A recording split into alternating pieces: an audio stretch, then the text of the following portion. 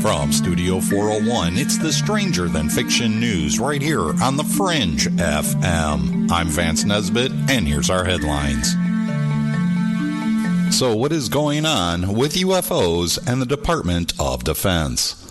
Politico was the first to report on the Navy's new direction for reporting unexplained objects operating in the same environment as its vessels and aircraft. Politico's Brian Bender writes, there have been a number of reports of unauthorized and or unidentified aircraft entering various military-controlled ranges and designated airspace in recent years. The Navy said in a statement in response to questions from Politico. For safety and security concerns, the Navy and the U.S. Air Force take these reports very seriously and investigates each and every report.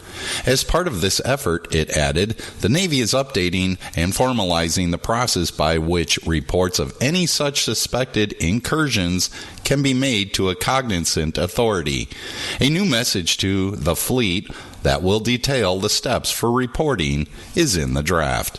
To be clear, the Navy isn't endorsing the idea that sailors have encountered alien spacecraft, but it is acknowledging that there have been enough strange aerial sightings by credible and highly trained military personnel that they need to be recorded in an official record and studied, rather than dismissed as kooky phenomena from the realm of science fiction. Source, Brian Bender. And a new race is appearing on Earth, real human hybrid programs. Could it be a process to slowly eradicate humans?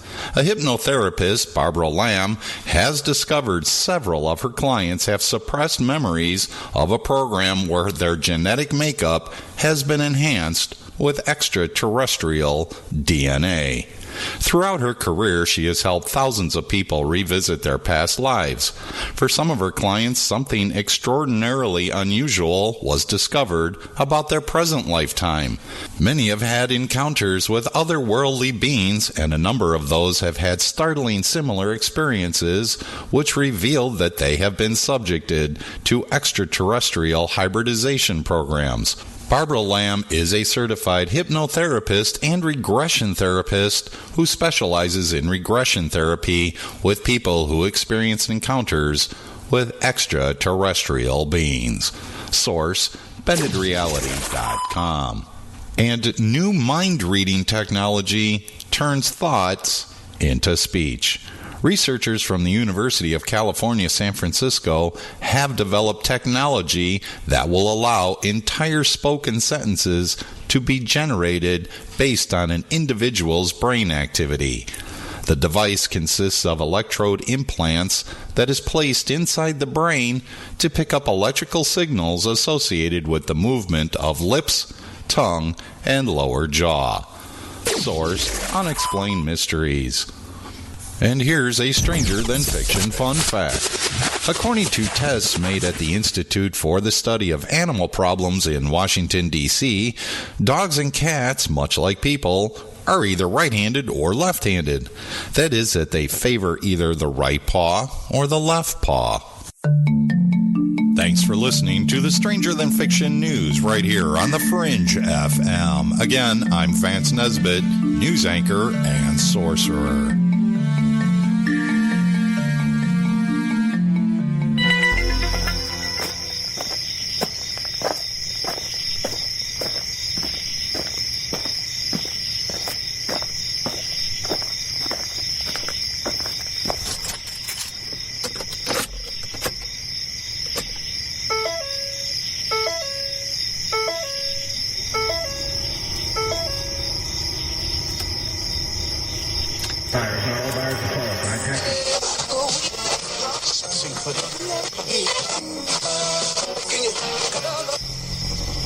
Message is being broadcast by the Department of Defense of the Republic. At 2 a.m. Eastern Standard Time, multiple unidentified objects were confirmed to have entered Earth's atmosphere. Discovery Houston, 20 seconds to LOS T-Drift. Contact, nice to be in orbit. The first message that comes to you is you are a divine being. You matter. You count. You come from realms of unimaginable power and light, and you will return to those realms. The vast stretches of the unknown and the unanswered and the unfinished still far outstrip our collective comprehension. 5, 4, 3, 2, 1. Broadcasting from Forest Tower Studios, all the way from the Deep South. Now, here is your host, Joe Root.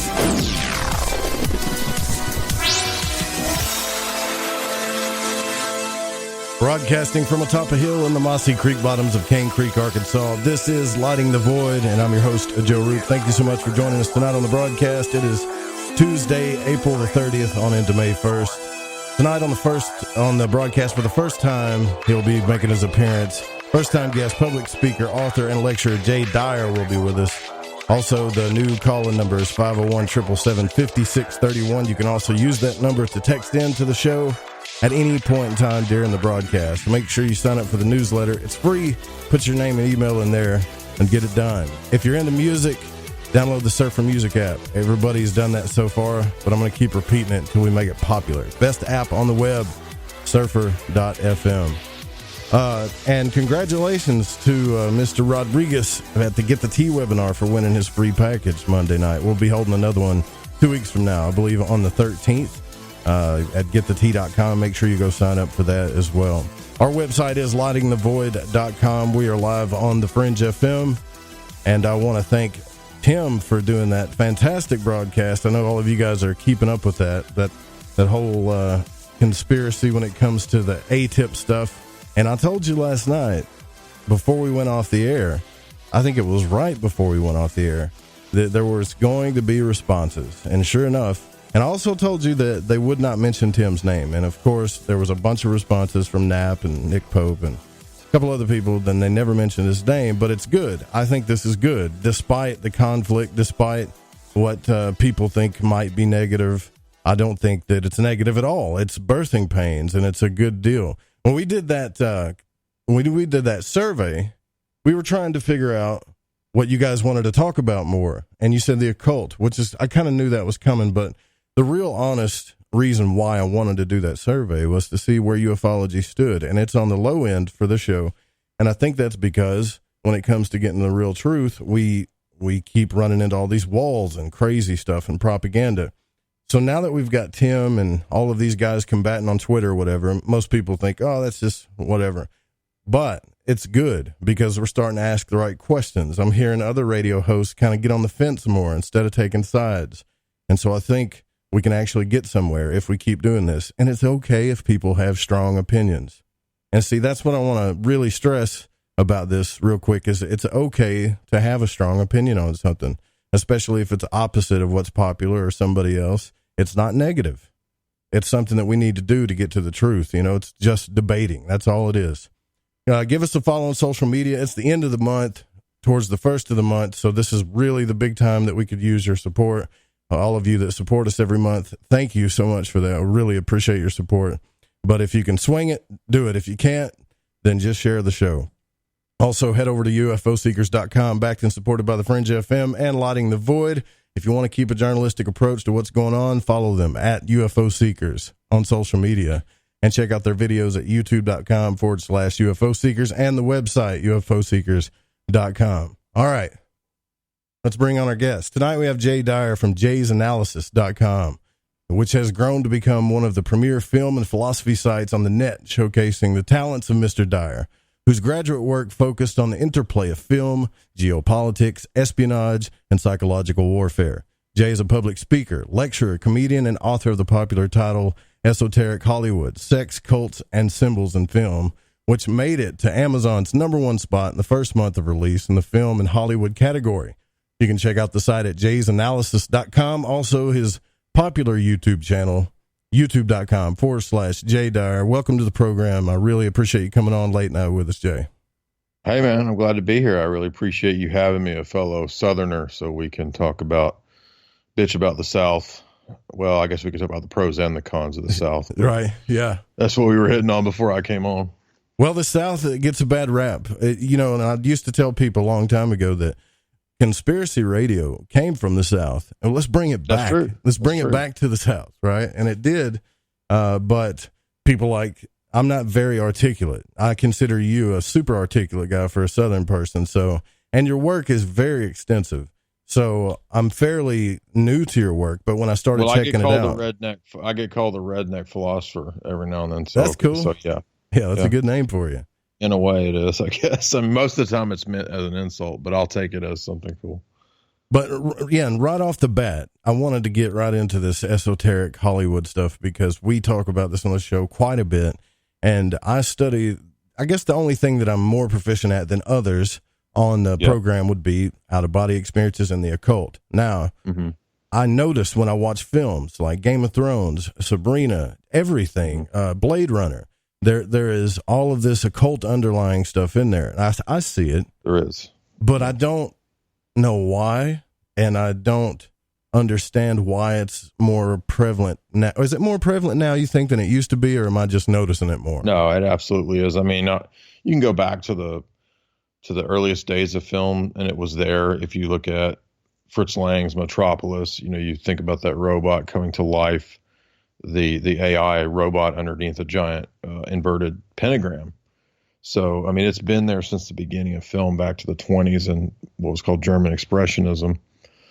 But it wasn't as prevalent as it is now. I mean, in the 40s, even in the noir period, you can find esoteric and occult influences that you wouldn't expect in some, like Humphrey Bogart type films, Glass Key, stuff like that.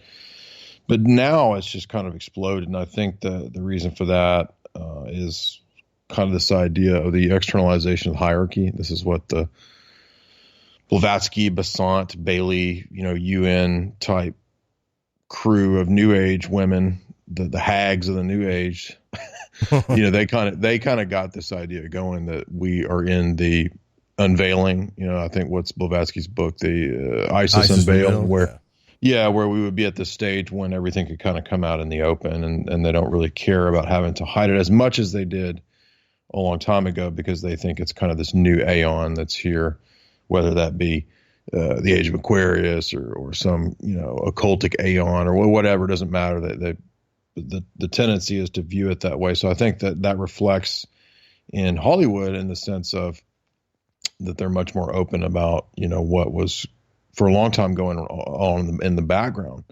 People knew about Marilyn Monroe, being involved in orgies and that kind of stuff going on, and now it's all kind of coming to the fore, not just with the symbolism in the movies, but even think about the NXIVM cult. This is something that I was writing about, not the specific NXIVM cult, but I was talking about sex cults in Hollywood for the last 12 years, and then before the Me Too stuff came out and all that stuff. Yeah, lo and behold, you've seen the NXIVM cult stuff, right?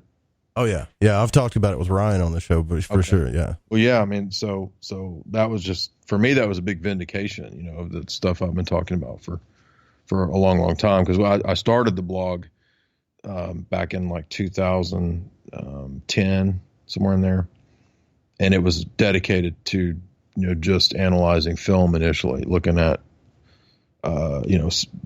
occult symbolism, sex cults in film, that kind of stuff. Eyes Wide Shut, I think, that was one of the first ones I wrote. So, yeah, the NXIVM thing was a big vindication. So I guess that was a long-winded answer to your simple question that it's all there because it's real. Right. And see, I've know that it's there. I know that it's real. When it comes to the occult, though, and I got to tell you, I told you this before the broadcast, that when I started studying those things, at first I was fearful about it, and then I started understanding the underlying, I guess you could say, truths about certain things. And what I mean by that is you've got a video out that talks about the power of numbers when you really get into the philosophy of Pythagoras, and it's super impressive. And when understanding those things helped me to understand, okay, well, maybe this hidden wisdom isn't evil. It's just hidden, and they make us think it's evil for a certain reason. So we don't look into it and see what's really going on. And so this is kind of the road I've been going down. Well, I mean, there could be an angle to that. That's true. I mean, there is a sense in which the power structure has at times hidden away knowledge to keep it from the public, or they use secret knowledge and dupe the public. There's a book by Victor Marchetti about the CIA, and in that book he talks about the CIA had a plan at one point during the Cold War where I think it was in the Philippines, they utilized a local superstition about vampires, and they staged like vampire stuff, like they laid a goat out with like vampire bites in its neck or something, chupacabra type stuff. And according to, I think it's the CIA and the Cult of Intelligence is I think the book where Marchetti discusses it. But what he says is that they were playing on the local superstitions and kind of hiding away the fact that this was all staged. They knew it was staged, but it was a way to manipulate the population in terms of whatever Cold War operation was going on. So in that sense, there can be secret technology, that kind of stuff. But I do think there is a dark side to the occult that for sure. that is real. It's a real spiritual for sure that goes on. And things that worry me, like a utopian world is something that you find when you start reading it.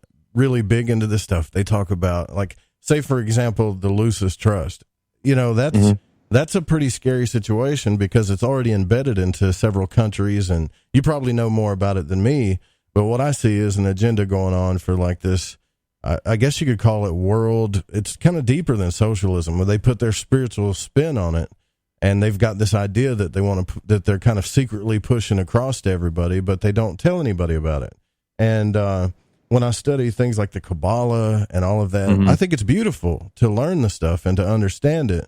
But when I watch television and movies, I see it in there and I wonder, is that on purpose? Like, are they doing that on purpose? And who's doing it? And this is kind of where, you've got more experience and way more knowledge in this than I do.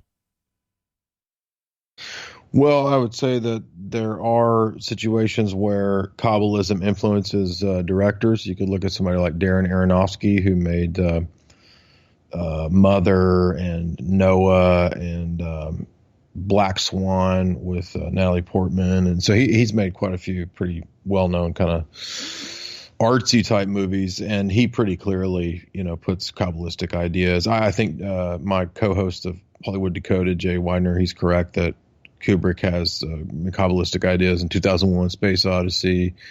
That's one of the most important films of all time. And it's really one of these kind of Kabbalistic stories of man's self-ascent into godhood, star child, all that stuff. Like man can deify himself. And that's kind of what the root of the occult is about. But so that's all going on. And then there's also other angles that aren't as spiritual. There's also propaganda that's a big part of film. So what I did in my book was try to hit on all these different layers and levels. So sometimes, like if you see Lady Gaga or Katy Perry using all-seeing eye imagery or whatever, a lot of times that's marketing, and they're just trying to ride trends, and it's kind of like product placement, right? But there's also that layer of spirituality where people like Marilyn Manson or Madonna, they at times talk about the fact that they see the occult as real, and they take it in a serious way, even if they're theatrical. Sometimes people say, "Oh, well, Marilyn Manson's just theatrical." Yeah, but being theatrical doesn't preclude being serious, about that kind of stuff. So there's a lot of different angles and a lot of different motivations. There's not like there's just one motivation, but I do think that if we look from the top down, Hollywood is a destructive propaganda force overall. Certainly not all directors, certainly not all movies, certainly not everything. I mean, I'm a big fan of David Lynch and his work. I don't think it's all bad. I mean, they're pretty dark, they're pretty satirical, but I think it's a little puritanical to paint with a broad brush like that. So there's more nuance, and there's a lot of good independent filmmakers and plenty of good films and good messages, but there's also that really prevalent dark side that's kind of, I think, taken over and turned I just put, for example, an old documentary that I'd had up on the website. The link was broken, so I fixed it and reshared it yesterday, which is that documentary, Operation Hollywood, which is based on the David Robb book, which is a collection of essays about how many times, the Pentagon has influenced screenplays. So that's a big part of it. And, people, I think, tend to get stuck in one or other perspective. Like they think, oh, it's all the Pentagon. It's all just trying to influence movies from the intelligence angle. Or they think, oh, it's all, an Illuminati that's trying to initiate everybody into the occult. Right.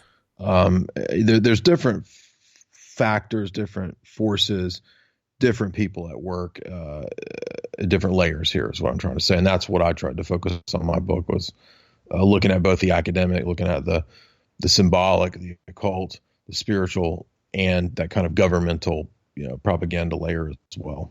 Yeah, I've heard it all, man. I've heard the aliens, I've heard Illuminati, CIA, I've heard everything. And when I track it back, when I look at it kind of like you do. I'm thinking, well, it's trendy. The occult is trendy. The Illuminati is trendy. Occult symbolism is trendy. And so they come out with a show like Sabrina, where they really pound it in there, and then they put the satanic twist on it. It's not even a twist. It's like, it is everything in there. And really blatant. Yeah. And becomes super popular. And even like Netflix shows are growing big time. I know I was just looking at this thing that released today. I guess a bunch of actors got their salaries released when it probably shouldn't have. And the highest paid one on there was Ryan Reynolds. I think it was like $24 million for a Netflix film.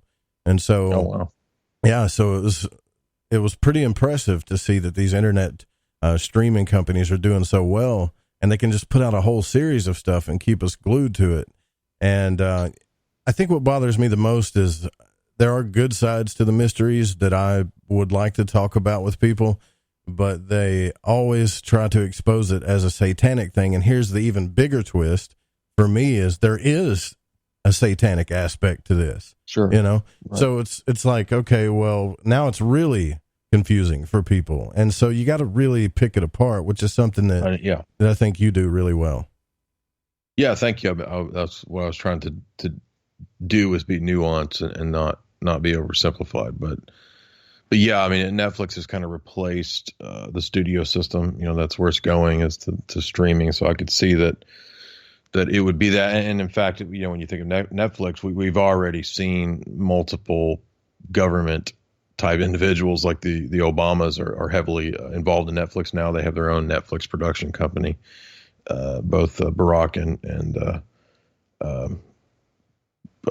Michelle, his wife. Michelle. Yeah. Well, so they know obviously that this is where everything's going pretty much. Right. And I think it was even the Russian Minister of Defense said last year that beware of Netflix, because it's actually I think he called it an engine of global propaganda.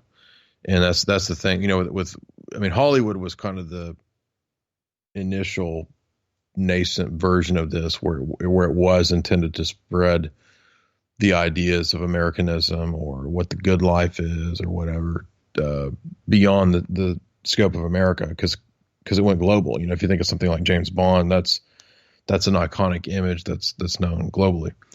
And that was on purpose. And so, in other words, what I'm saying is that Netflix and the web, it's really just the logical extension of expanding the propaganda globally like that.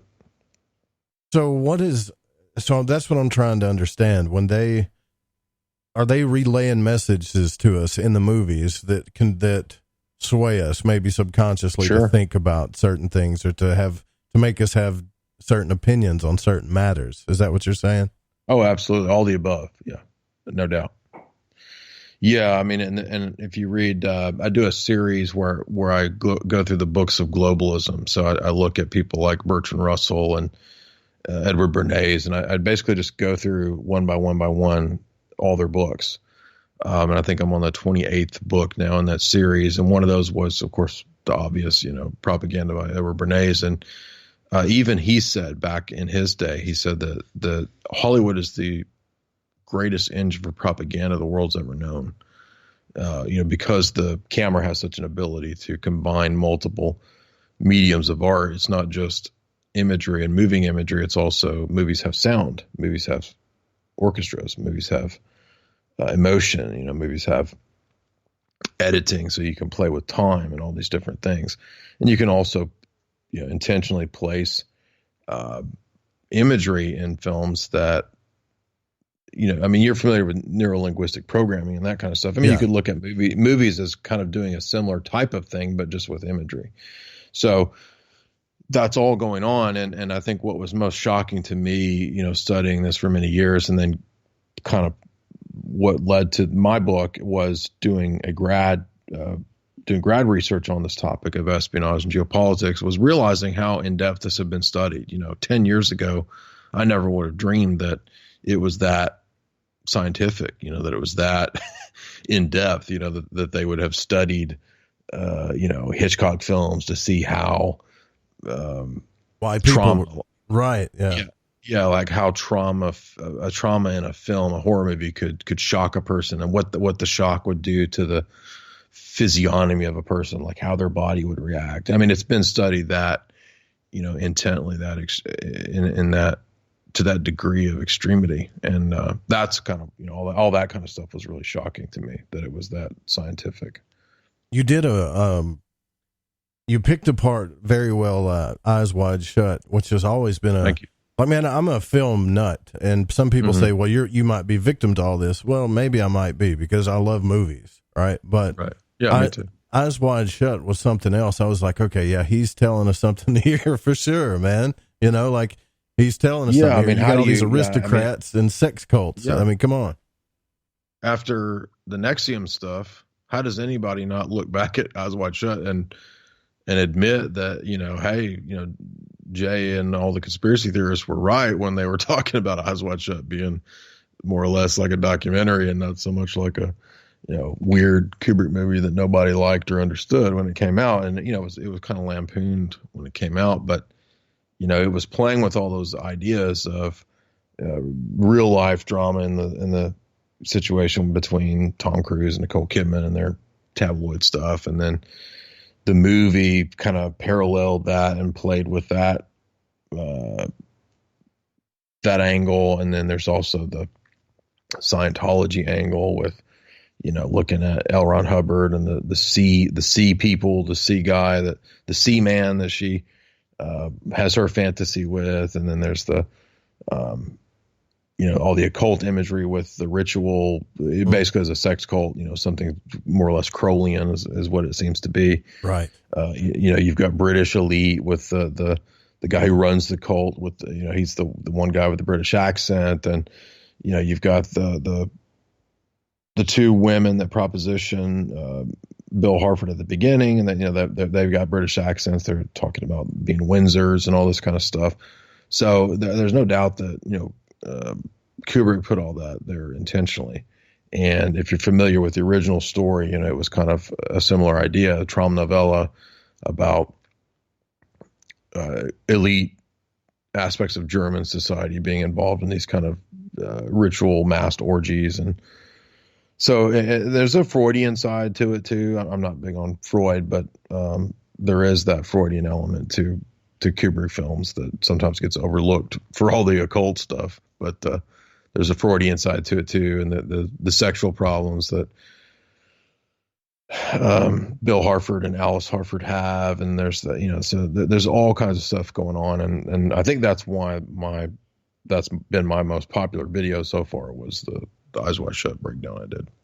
Right, yeah, and then what I want to do is, when we come back from the break, I want to get into a little bit more of the Hollywood stuff as well as religion, because I think that it's important that we understand that so many coincidences can't be a coincidence anymore, and that we might try to look into this and figure out what's really going on. We'll be right back with Jay Dyer from JaysAnalysiscom. I'm Joe Roop. This is Lighting the Void. Stay with us.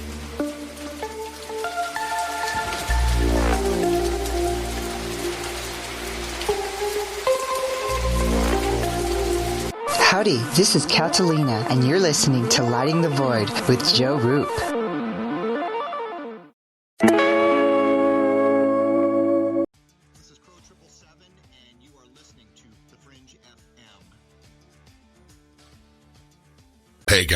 Do you struggle with low testosterone levels? Symptoms of low testosterone affect your optimum functioning as a man, and this includes loss of motivation, fatigue, and lack of libido. Well, now there's a way to increase your testosterone levels and combat these symptoms, and do it naturally. How? It's called Red Stag for Men, the all-new male enhancement formula designed to do just that. Red Stag is formulated with some of the most frequently studied natural ingredients that are known to raise higher testosterone levels. Higher testosterone levels have been known to increase your drive, as well as reduce body fat, improve lean muscle mass, and boost your energy. Red Stag is taken once daily, yet works all day naturally. So go to myredstag.com right now and get your 60-day supply. Red Stag. Remember, take the red pill. Proven ingredients, proven performance. Go to myredstag.com right now. That's myredstag.com.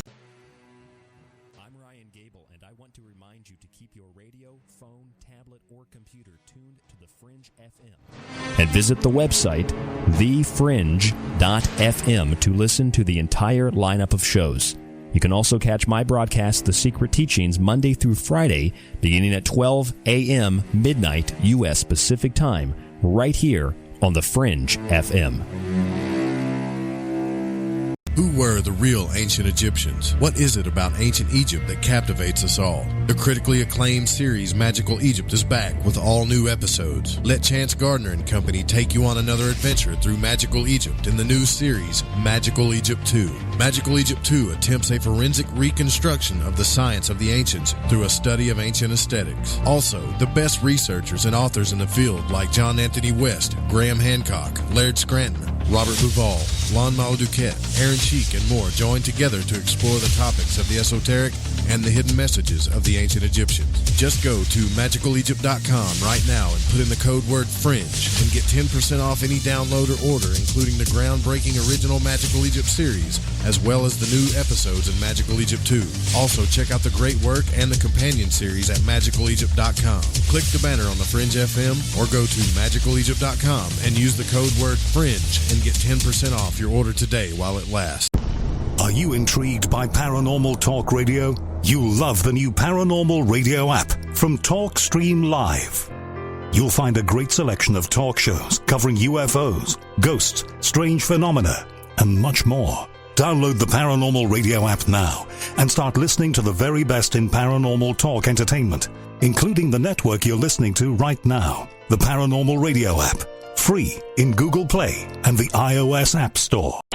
Okay, nurse, let's get this man to the ER stat. Right away, doctor. We see this every day. Heart attack or angina pain due to blocked and clogged arteries. Chelation can remove obstructions or blockages from arteries and help avoid painful and expensive surgery. Now there's Angioprim. It's a liquid oral chelation product that you take with juice. You start to feel the results fast. Angioprim increases blood flow all over the body, and that means more energy and strength to take on the day with less aches and pains. 60 years of research has gone into chelation, and Angioprim is the result. A safe and easy way to unblock your veins and arteries from buildup that slow circulation. Paging Dr. Jones. Please report to the emergency room right away. Log on now for a special radio offer from Angioprim. That's angioprim.com/radio.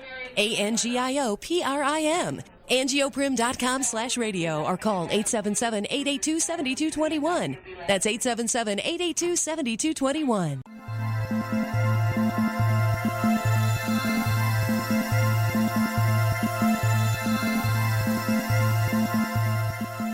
All right, welcome back to Lighting the Void. I'm Joe Rupert. Tonight we're here with Jay Dyer from JaysAnalysiscom. We're speaking about occult symbolism, esoteric Hollywood. We're going to get into a little bit of religious stuff too as well. Don't forget, after the broadcast, The Secret Teachings with Ryan Gable is up next, and we are here for you 5 nights a week. Follow us. Give us a like. lightingthevoid.com. Okay, so Jay, I totally agree that something's going on. Here's where I get messed up with everything. Here's where I really get confused and I guess perplexed is when I chase down all of this stuff, I see that there's a lot of money involved. Like it's, you said earlier, money and propaganda, the big corporations making a lot of money off what they're doing. But after that, I get it's kind of like a rabbit hole, right? So who's running the show? Yes. Is it politics? Is it the CIA? Is it freaking archons? You know, that's what I think people want to know, and that's really the difficult part. Would you agree? Well, I do take a religious perspective ultimately. So I do think there is spiritual evil. I think there is an actual being, Satan. I'm more of an Orthodox Christian in the sense of like Eastern Orthodoxy. So I do believe in God. I do believe in, a real spiritual entity called Satan. That's kind of what's going on at the spiritual higher plane. And then you have below that, you could look at it like a hierarchical structure of interlocking organizations the term Illuminati is not really helpful. It's not necessarily completely wrong, but it's just so confused in pop culture that it's more confusing than relevant nowadays. I think really we're just looking at different interlocking mafias and cartels. So that's kind of the dominant model that I use to explain it. And that's why I chose the Godfather trilogy to be kind of the opening salvo for my second book. So in Esoteric Hollywood 1, I covered a lot of occult stuff with Kubrick, David Lynch, the Bond films. And then I realized that if I did a second book, I was like, well, I didn't touch on the mafia, and the mafia is huge in Hollywood. And it's such a perfect, example of how to understand the world. So that's why I kind of kicked off Esoteric Hollywood 2 by a really in-depth analysis of the Godfather trilogy. So when we're looking at the human layer and level of what goes on in the world, I think the mafia model is the best. And so part of the Globalism books lecture series that I mentioned earlier, was Tragedy and Hope by Carol Quigley. That's a really formative, important book for people who follow Jay's analysis. Of course, I recommend those lectures as kind of a starting point for everybody who comes to my stuff. And that book details the history of the 20th century from the perspective of the what's called the Atlanticist power bloc. That is the U.S., NATO, Israel, the UK, what we think of as the 20th century power structure.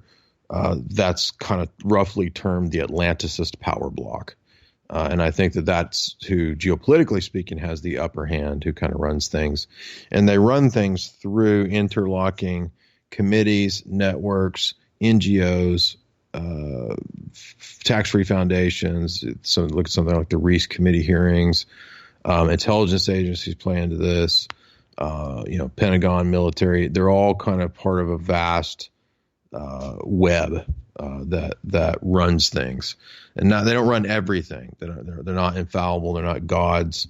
But I do think that ultimately this world system is kind of operating underneath a spiritual evil that you talked about. Archons in a way could work, although we would see it more like demons. Mm-hmm. There is a demonic aspect to this. So yeah, there's different layers, different planes of existence, and things are playing out on those different layers. And just because there's like a spiritual evil layer doesn't mean that, what's going on in the physical isn't real. And I talk a lot in my works about dialectics, right? So if there's a dialectic between a false divide of GOP and Democrat, if there's a dialectical false divide between capitalism, communism, in my view, it doesn't mean that there's not real opposition playing out on the ground. There were real Cold War spies doing this and doing that, but a lot of people at the top were beyond that dialectic and were working for global government even back then. Yeah. So that's kind of the take I have on it. Yeah, we had I believe you spoke with him too, Richard Spence. We had him on the show once and talked to him about Crowley's involvement with intelligence.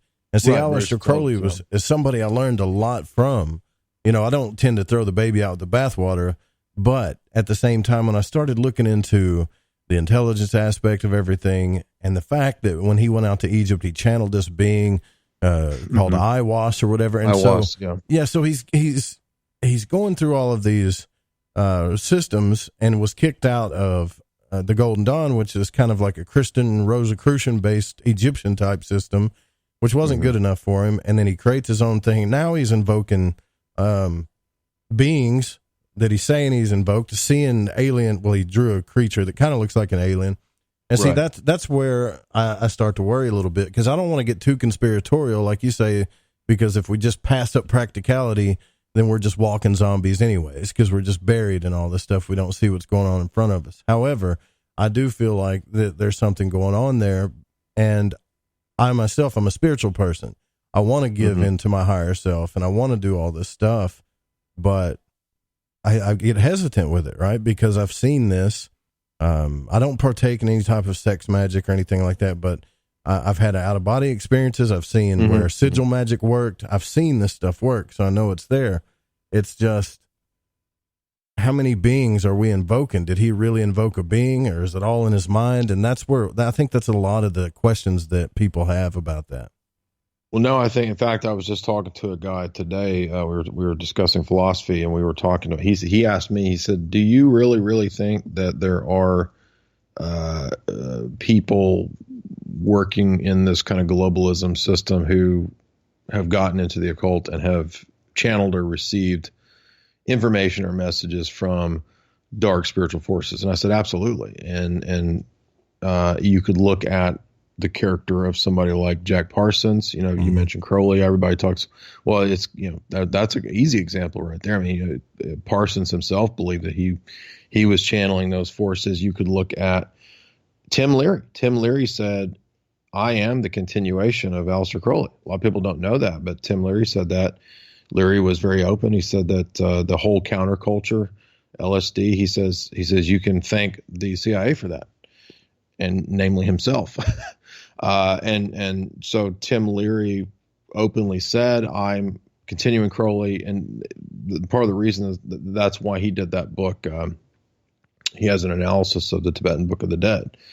So Leary, who is the popularizer for the CIA of LSD, he's in the same class of claiming to get, you know, these kind of special revelations from LSD and the spirit. So I think when you combine the hallucinogens and the rituals, that's where you have the vehicle for the communication to these, quote, entities. So and from that perspective, it doesn't really matter whether you call it an archon, an alien, or a demon. In my mind, they're all the same entities. Now, there might be other types of entities, but I'm saying that that's what's being contacted, is that kind of stuff. And I think that that's real. In fact, I was just thinking of there's an interview that John C. Lilly, who's one of the MK Ultra mind control doctors, the guy known for dosing the dolphins with LSD.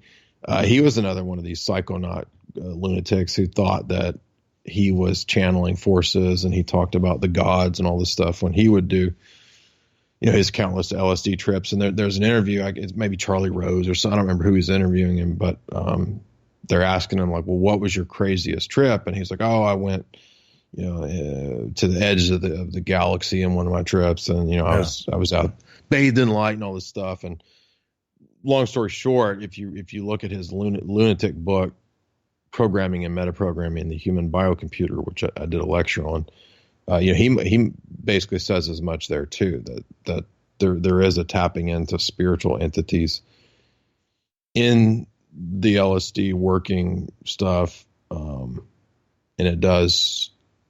there is a possibility of receiving information. I mean, just listen to the people who talk about doing DMT. They say the same thing. Oh, I talked to the Clockwork Elves, and they told me to, you know, that they're the same as the aliens, and it's time to set up a planetary government and all this kind of stuff.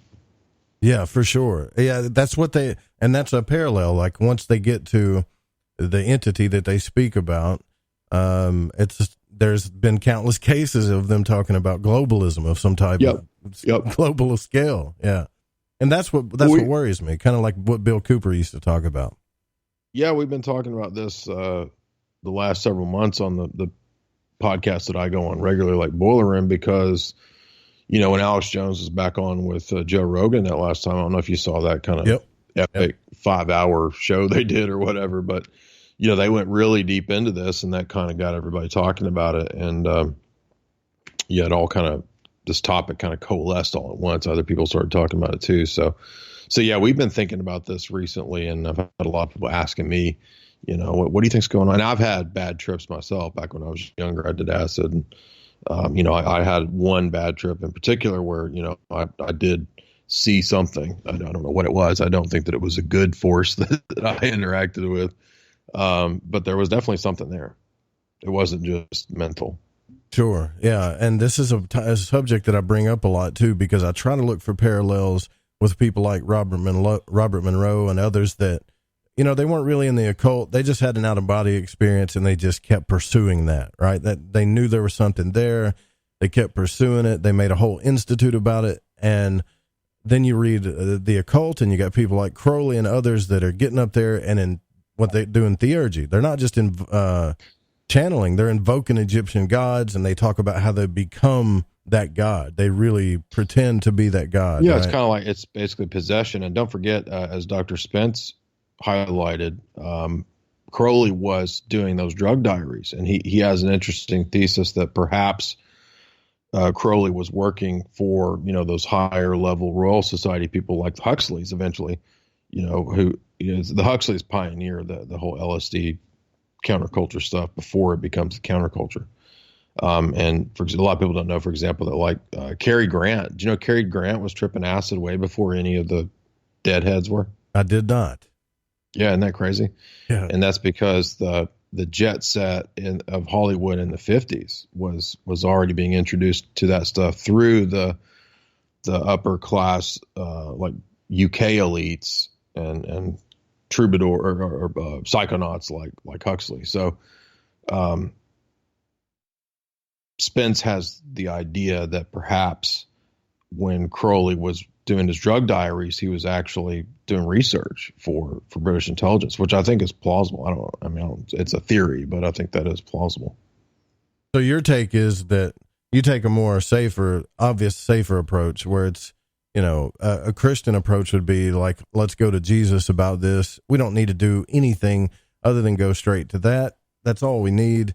If you're messing with this stuff, you're liable to, you know, get possessed and you don't know what you're doing. And I think that's a very valid point of view. Is that kind of your take on it?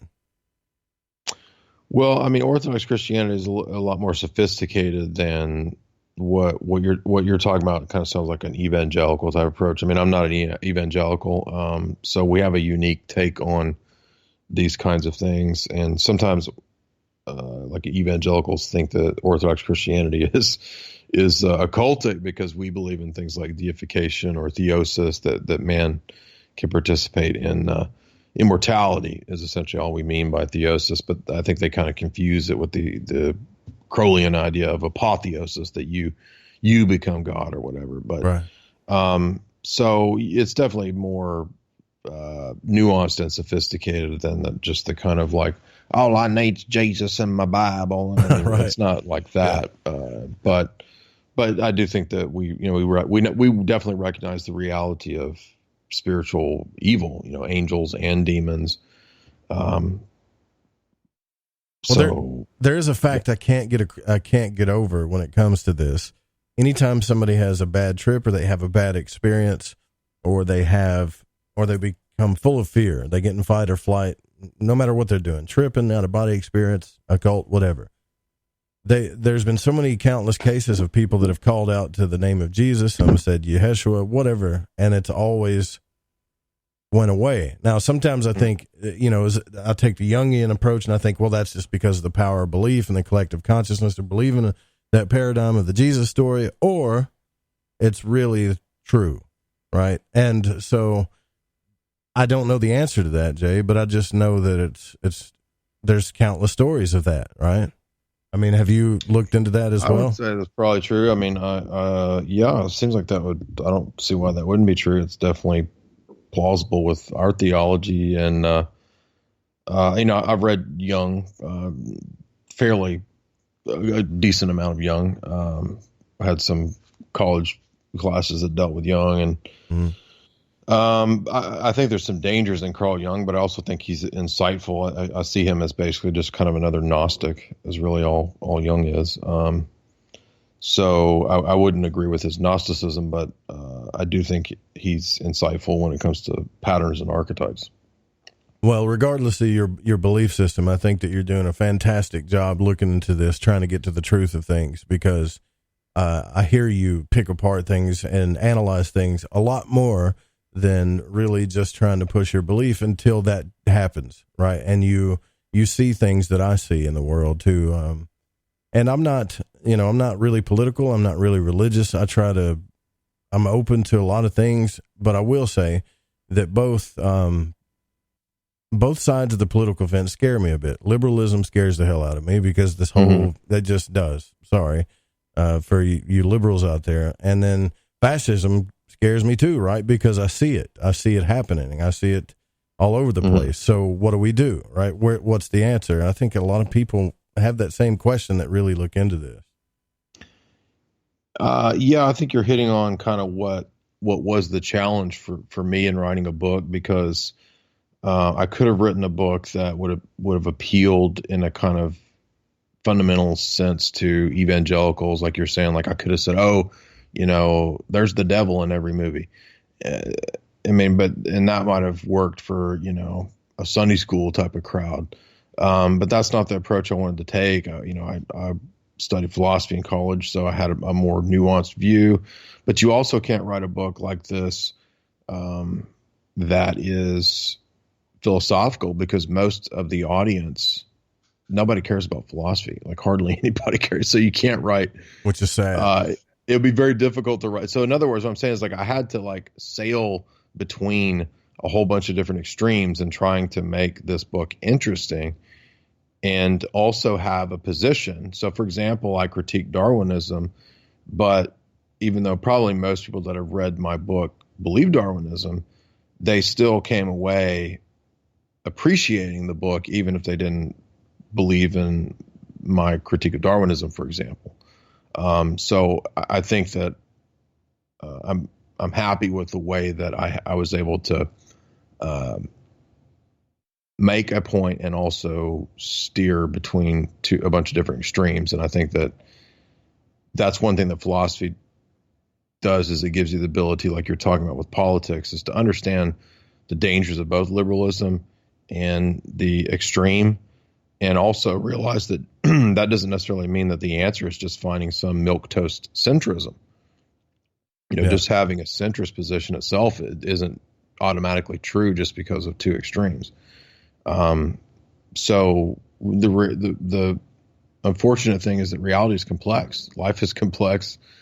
There's not always an easy answer to stuff. It's like when you asked me at the beginning of the show, well, who runs things? There's not really an easy answer when it comes to like geopolitics. There's different players, different forces at work, but in one sense, there's the reality of spiritual evil. And so there's a giant world system that's evil, but in another sense, not everything is necessarily inherently evil. And that's where philosophy has to come into play to make important distinctions and nuances. So it's a challenge. It's a challenge to be complex and to make things clear at once. Yeah, for sure. But I think anytime somebody like you brings it to people's awareness, then you're helping, right? Even if I don't agree with what you believe, you know what I'm saying? You're bringing it to people's awareness, so you're definitely helping. Well, let me give you an example of something I meant to mention earlier. Like you were talking about this social. You said something like, "Well, does it go even beyond socialism?" I think so. Like, for example, take somebody like Manly P. Hall. This is something I noticed a few years ago.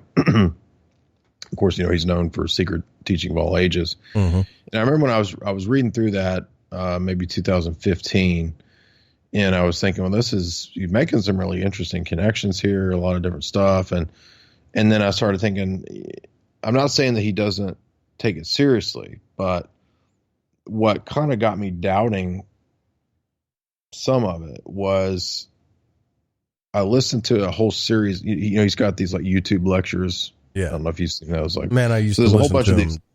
Yeah. So I listened through a bunch of those, and then here was the thing that really bugged me.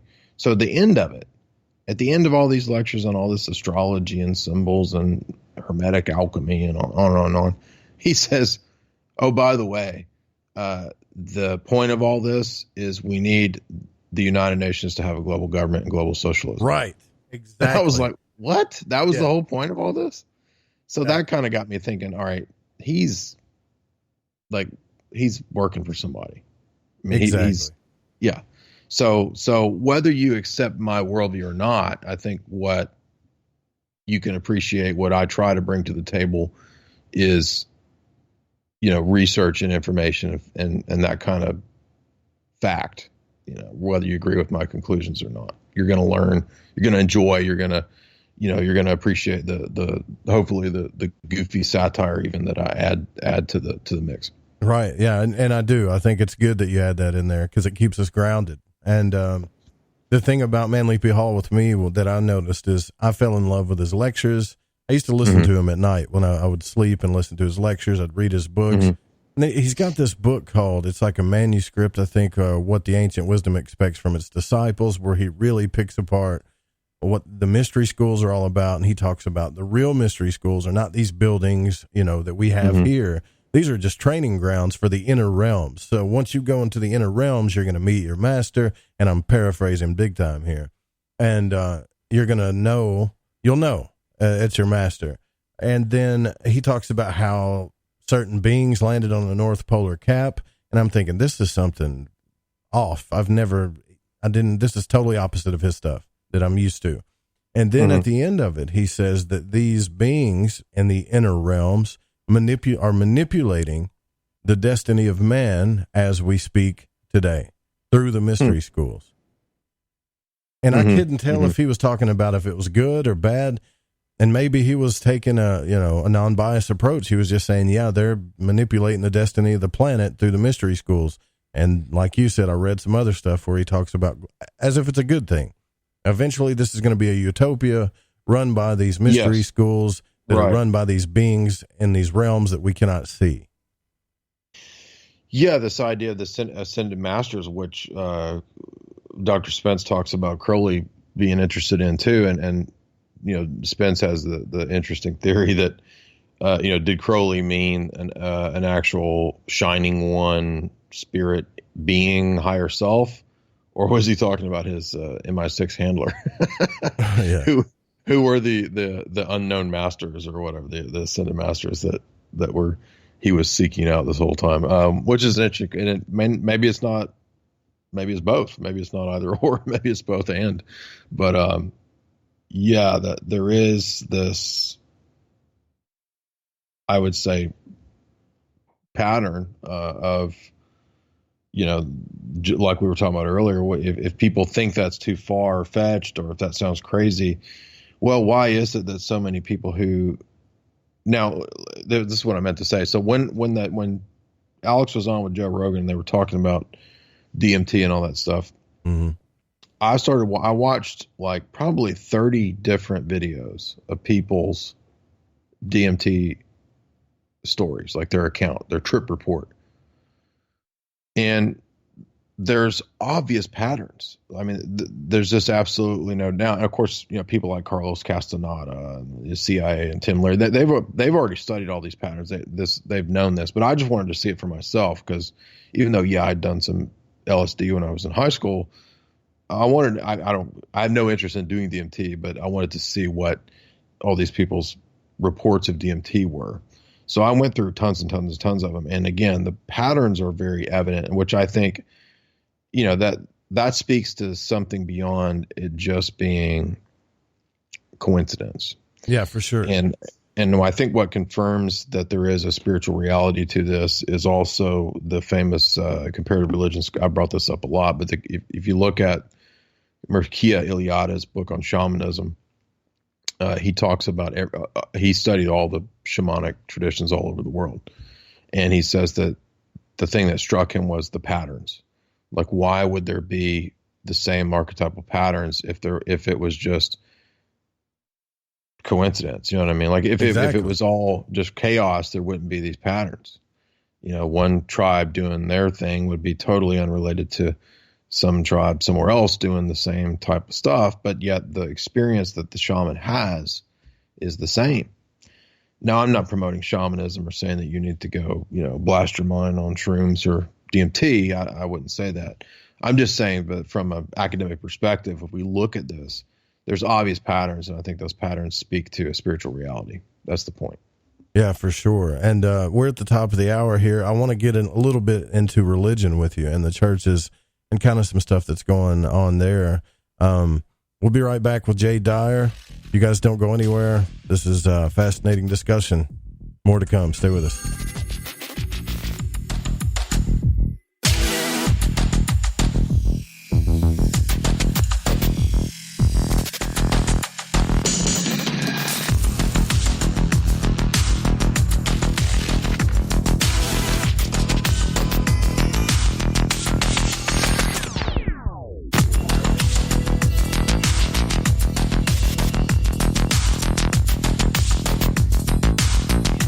Fringe listeners, this is Dave Cruz of Beyond the Strange, and you're listening to The Fringe FM. Alex X. Hi, I'm Alex Exum, and you're listening to The Fringe FM. Get the Tea is the #1 cleansing tea in America. We cleanse you with organic ingredients, and when used daily, you can increase your energy. Cleanse from intruders that set up camp in your colon. Cleanse your colon and feel the difference. Colon cleanses can be uncomfortable. Not Life Change Tea at GetTheTea.com. Life Change Tea is mild yet truly effective. Cleanse your insides every day. Easy to make, easy to use, and feel the results. Are you sold? Okay, then here's how to order. Log on to GetTheTea.com. That's GetTheTea.com. Look for our specials on the front page. Get the Tea also carries top-rated supplements for those who care about their health. Naturally. Again, log on to GetTheTea.com. That's GetTheTea.com. And feel the results. And for those of you that arm yourself with information, come to our webinar every other Monday at 5 p.m. Pacific time. That's every other Monday at 5 p.m. Pacific. You can sign up at GetTheTea.com. The Fringe FM isn't just a radio station. We also provide services for all your audio production needs. If you are interested in live radio or pre-recorded podcasts, we're here to help. We even do audio enhancements and voiceovers if needed. If you want to do a podcast or live radio show and even want the option to syndicate on terrestrial radio, from simple audio file enhancement to live production and call screening, we have you covered. We have worked with some of the best professionals in the business in order to provide coaching instruction for content creation, show structure, and more.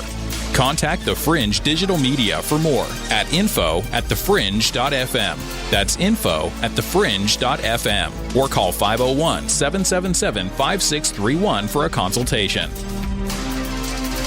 Did you know that qualified patients can access medical cannabis in all 50 states? Cannasense is a medical cannabis collective that helps patients in all 50 states gain access to cannabis medication. Cannasense does this with a streamlined process and strict compliance with the Compassionate Use Act of 1996, the Affordable Care Act, and the U.S. Constitution. It is important for each patient to understand the legalities involved, the costs, and the benefits of cannabis medication. Through truth, legalization, and education, the medical benefits of cannabis will supplant recreational perceptions, and the real vision for change will be realized. Let the people and their personal doctors take control of their medical cannabis decisions before the greed of big business takes over. The tipping point for change is today, and Cannasense is ready to lead the charge and enable legal access for all qualified patients to medical cannabis through its proven system. For more information, go to thefringe.fm/care or click the banner on the website today.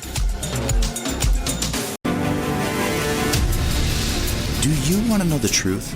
Are UFOs real? Are aliens visiting Earth? Are governments around the world hiding the biggest secret in history? We're UFO Seekers, official partner of The Fringe FM, and we're on a hunt for the truth. Join us as we investigate locations like Area 51 by subscribing on YouTube at youtube.com/UFO Seekers.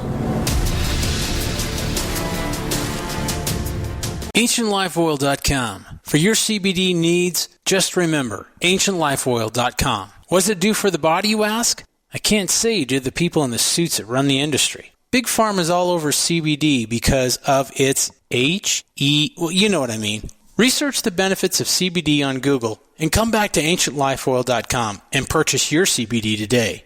Non-GMO and all organic. You don't want to be using a petroleum product. You want to be using the cleanest CBD product on the market. AncientLifeOil.com. We even have CBD for your pet. Help your pet's discomfort. Help your discomfort. Log on to AncientLifeOil.com. That's AncientLifeOil.com. Newly reduced prices to pass off the savings to the most important person. You. AncientLifeOil.com. And one more thing. We have topicals too. So if you have joint pain and some different issues that are going on in your body, you might want to use a topical. Think about it. AncientLifeOil.com. weeknights.com. So, you love talk radio? Then you'll love TalkStreamLive.com. TalkStream Live is always on, 24/7 with the best streaming talk shows. Find your favorite talkers and discover some new ones. It's free, readily available online or on mobile with any smartphone or tablet. Finding your favorite talk shows all in one place has gotten a whole lot easier. Just go to TalkStreamLive.com. Be sure to download the free apps from Google Play or the iTunes App Store.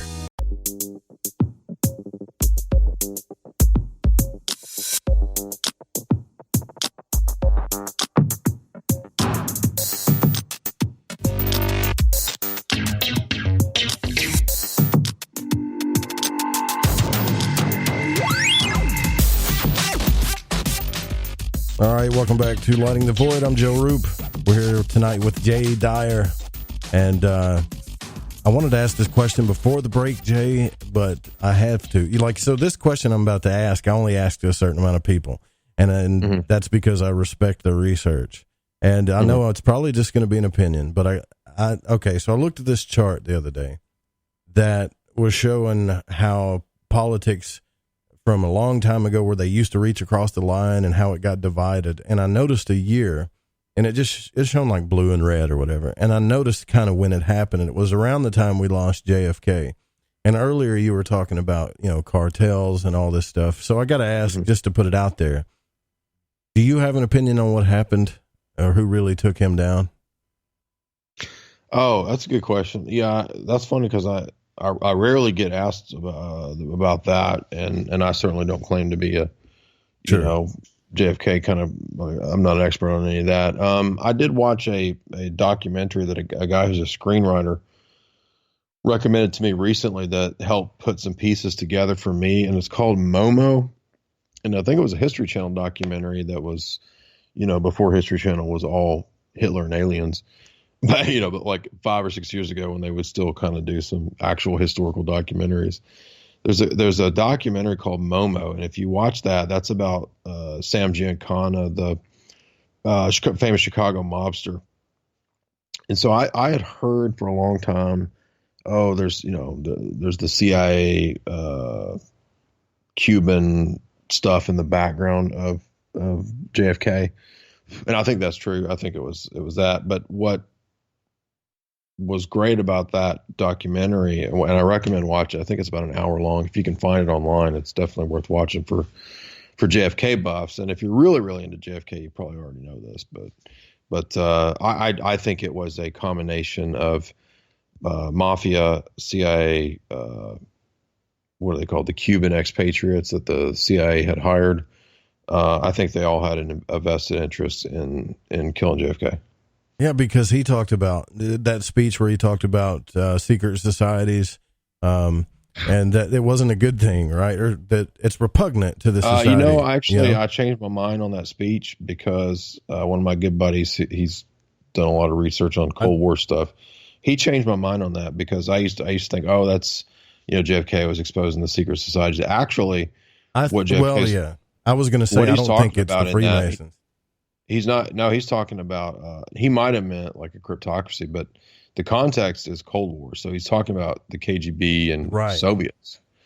And if you go to, I went, I think 3 years ago, went to the Dealey Plaza. I'd never been, but I went and checked it out and made a stupid little video 3 years ago. It's pretty crappy now. I look back and I cringe. But what amazed me and surprised me about the Dealey Plaza and all that, the Masonic symbolism and all that's definitely there. But what really blew me away was that the whole place is a monument to the Cold War, and JFK is a martyr for like Western Americanism, democracy, and all this stuff. So when you get to the point, you may not agree with me on this, but I'm kind of at the point where I don't really buy into the Cold War stuff, dialectic anymore. I think it's a staged, managed thing. Not totally, but overall. Yeah. See, I think he was talking about. I don't really buy. Yeah, I don't buy into the the JFK was I mean, there might have been. I think what I would say is there was one faction of the mafia that wanted to take out another faction of mafia. I don't see it like JFK was the crusader who was going to save us from the secret societies, and that's not how I view it. Right. Anymore. Yeah. See, I don't either, because if you look at the speech in context, he started really talking about what he meant, like things that are behind the scenes in our media and our government and little cliques and groups that are manipulating all this stuff. And then I was thinking, well, what was he talking about? Is he talking about things like we have today, like Council for National Policy and trilateral commissions and people that get together in little groups of power that can move the markets with phone calls? Is that what he's talking about? You know, I think it was. I don't think so. I think he was talking about Soviets. I think it was about that there's KGB commies in the government, and we got to do what we got to do to save freedom from the evil communists everywhere. And if you read Quigley, he kind of dispels that notion. He says the real power structure that was bringing in what would be the end of what we know of as America, he says it wasn't commies, it wasn't Moscow, it was the billionaires like David Rockefeller. That's who was behind it, not Moscow. Yeah, so that's something that I'm looking into too, because earlier you brought up a lot of different mafias and a lot of different groups. I'm not saying communists are good, by the way. I'm not at all a communist, but I'm saying that the real power structure, the real threat would be David Rockefeller and the Federal Reserve and that kind of stuff, not Moscow, not the KGB. That was a power structure, a kind of mafia, you could say. But I think that was, I no longer believe in the commie threat type of stuff. I now think that it was intentionally exaggerated. Russian power is a myth. I remember watching that on a movie. It made me think about that. What the hell's the name of that movie with Matt Damon in it? Where they called him Mother of the CIA. I forget the name of the movie, but when they were giving LSD to that guy and interrogating him, and he looked at him and said, "Russian power is a myth." It made me think, okay, well, they're giving us this narrative that, it's the USA versus the big power of Russia. And as long as they keep that narrative going, the machine keeps rolling, Right. It was the real, I would say, if you want a more accurate presidential warning, it's the warning of the military industrial complex by Eisenhower. That's a much better approximation of what was really going on. A good example of this is I did a full analysis of Alex Abea's book, Soldiers of Reason, the Rand Corporation book. And it's the authorized history of Rand Corporation. And, this is what the premier think tank, this is what Kubrick's lampooning in Dr. Strangelove. It's the Rand Corporation that basically created the modern world. That's who was the brains behind the Cold War. And that was all a bunch of neocon lunatics, the same people that run things now. That's who was running Rand Corporation. And it's very clear when you read Abea's book, Soldiers of Reason, that they absolutely thrived upon the Cold War dialectic rather than it being they weren't really afraid that the Soviets were going to do anything. It was essentially largely, I would say, stage managed dialectic. And that keeps going too. Once they realized how powerful that was and how it really worked. They used it in Iraq. They used it in all kinds of stuff. Yeah, transition from Cold War to War on Terror. Absolutely. So we got that. See, I agree with you totally on that. And here's the next place. By the way, guess what movie franchise told us that way before there was a War on Terror? I don't know. I'm trying to guess in my mind, but go ahead. James Bond. Yeah, that's right. Ian Fleming was telling us that because if you remember, in the first few Bond novels and stories, it's SMERSH, which SMERSH was actual Russian intelligence. It was actually called SMERSH under Stalin. And so Ian Fleming put that into the Bond stories. But then SMERSH morphs by what I think in Dr. No, it's still SMERSH. And then I think it's From Russia with Love is, I think, where it becomes Spectre. Ah, those were the good ones too, weren't they? No, it's Dr. No and From Russia with Love is where it's Spectre. Yeah, and Spectre is what? It's not Russian. It's an international terrorist organization. So I've always thought it was kind of mind-blowing that even back in the Connery era, Ian Fleming was telling us that it's not going to be the Soviets and the commies anymore. It's the international terrorists. That's who we have to, that's what you're going to be given as your next so-called threat.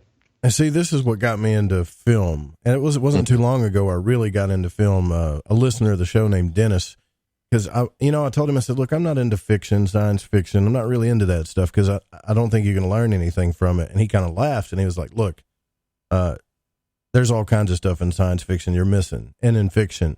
And once I started really getting into it, I got into films and books, and I was thinking, okay, these guys are telling us a message. And then the big questions or bigger questions came. That is somebody working through them? Are they telling us this? Like, for instance, like if a writer writes this narrative down in a story, is he hinting this to us because he knows? Do you think that that's what's going on? Or is there some kind of crazy force that's, working through the artistic path, which they say is a spiritual both things thing? happen. Yeah, both types of things happen in different types of people.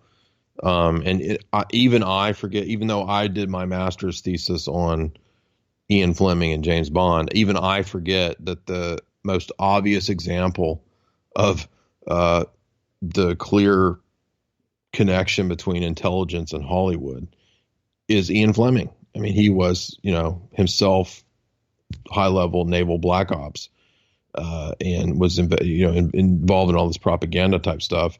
And what does he do? Well, then he goes and writes these stories, and they're not just stories; they're propaganda that's telling you truths. I mean, about the real world. And yeah, there's some projection going on. There's some deflection and all that for sure, because it's actually British intelligence that's doing all the stuff that it's the Western elite, the real power structure. You could look at Spectre as that's Bilderberg, that's the CFR, that's what Spectre is, right? But of course they portray that as all the bad guys out there in the world. God, dude, I got to go back and watch that again now. Yeah. Because the older Bond films you'll really notice all this if you go back and watch it. Be like, holy crap, dude. Ian Fleming was telling us how the world really worked in these Bond stories, as goofy as that sounds.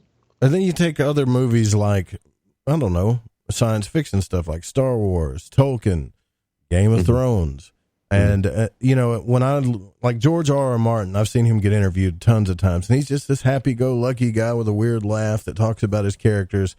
And yet there's so much symbolism in there. I'm like, dude, do you know that what you're writing about is like, does he secretly know occult stuff, or is there something working through this guy? Because the way he portrays himself when people ask him questions, as if he's just like a cartoon character that likes to write books, Mm-hmm.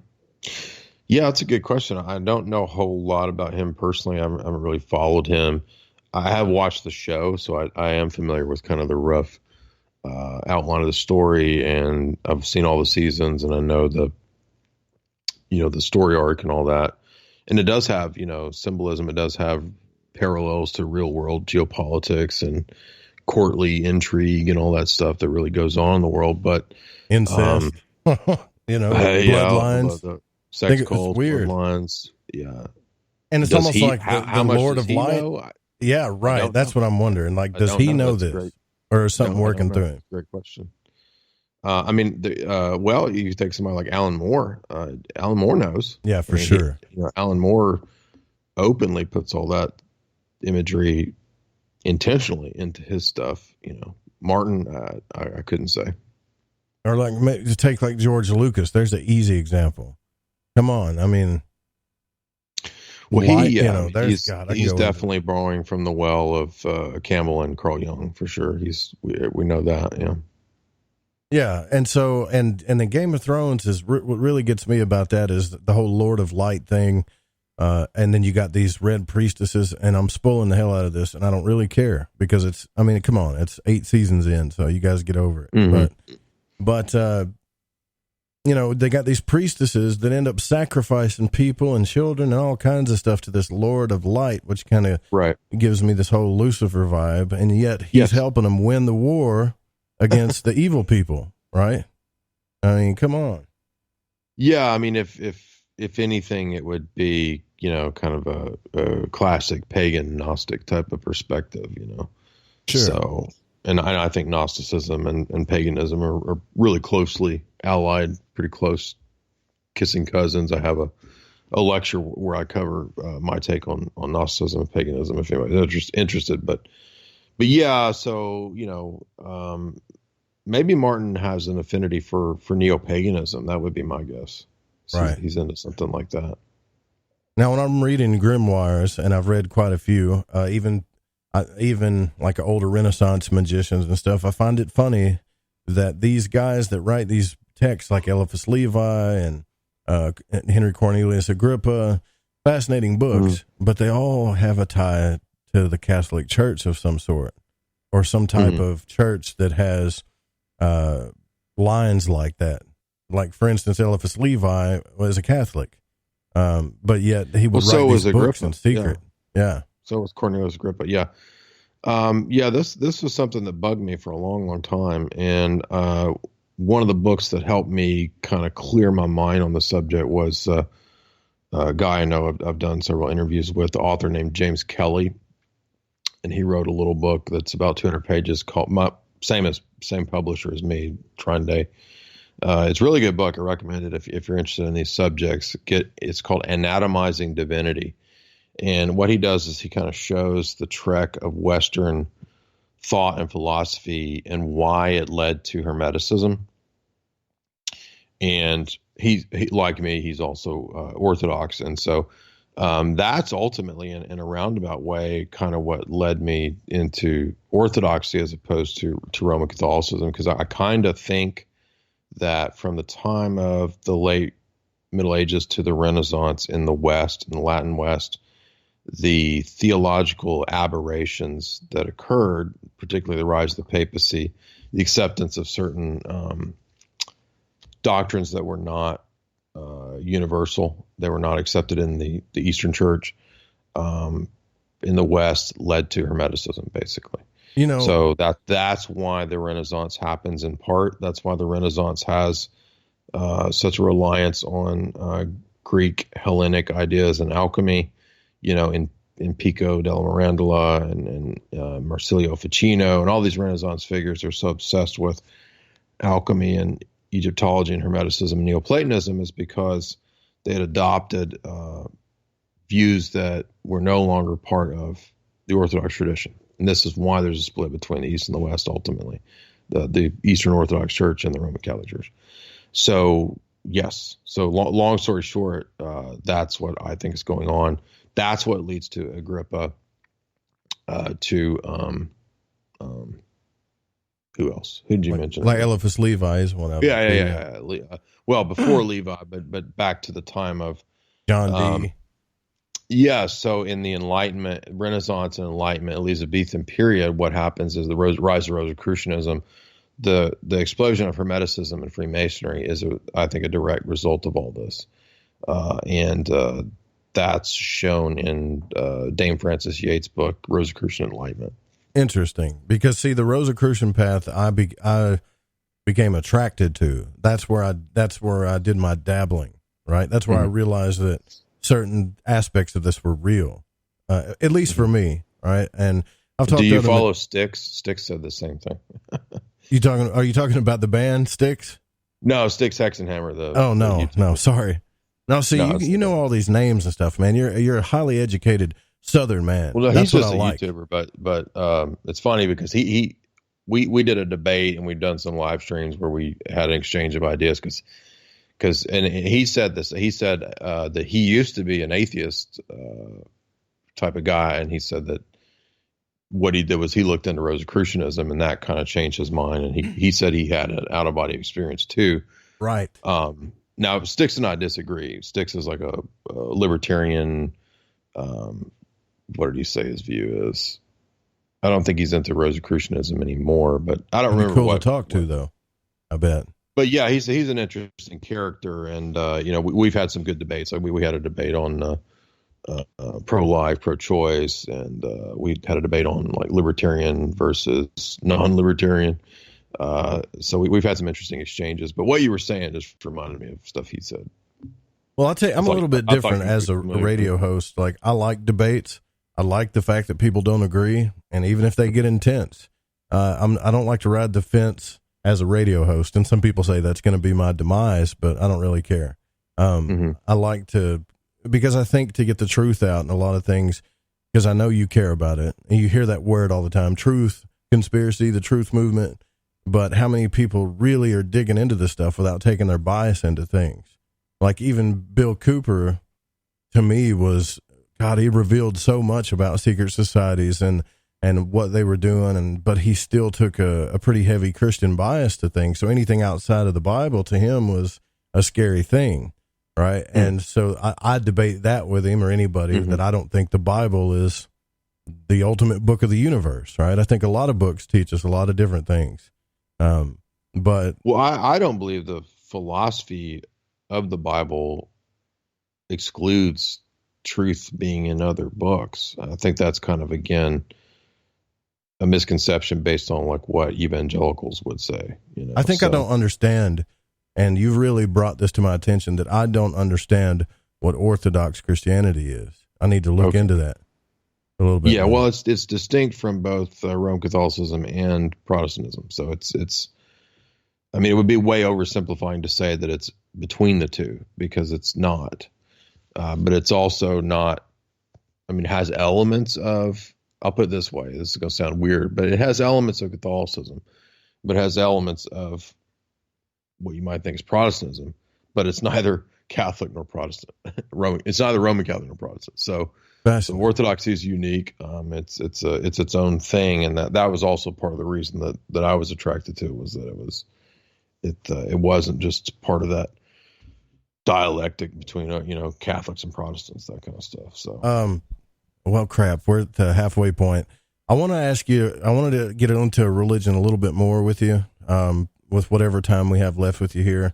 I was listening to a video you did about Malachi Martin, and it really piqued my interest, because when I heard that guy on Art Bell a long time ago, everybody loved him, but I always felt kind of weird listening to the guy. Like there's something going on here, right? So I kind of wanted to get into that as well. But yeah, we're at the halfway point. Guy. Yeah, see, yeah, right. Okay, so that's cool. We'll talk about that when we come back. We're at the halfway point. We're here with Jay Dyer.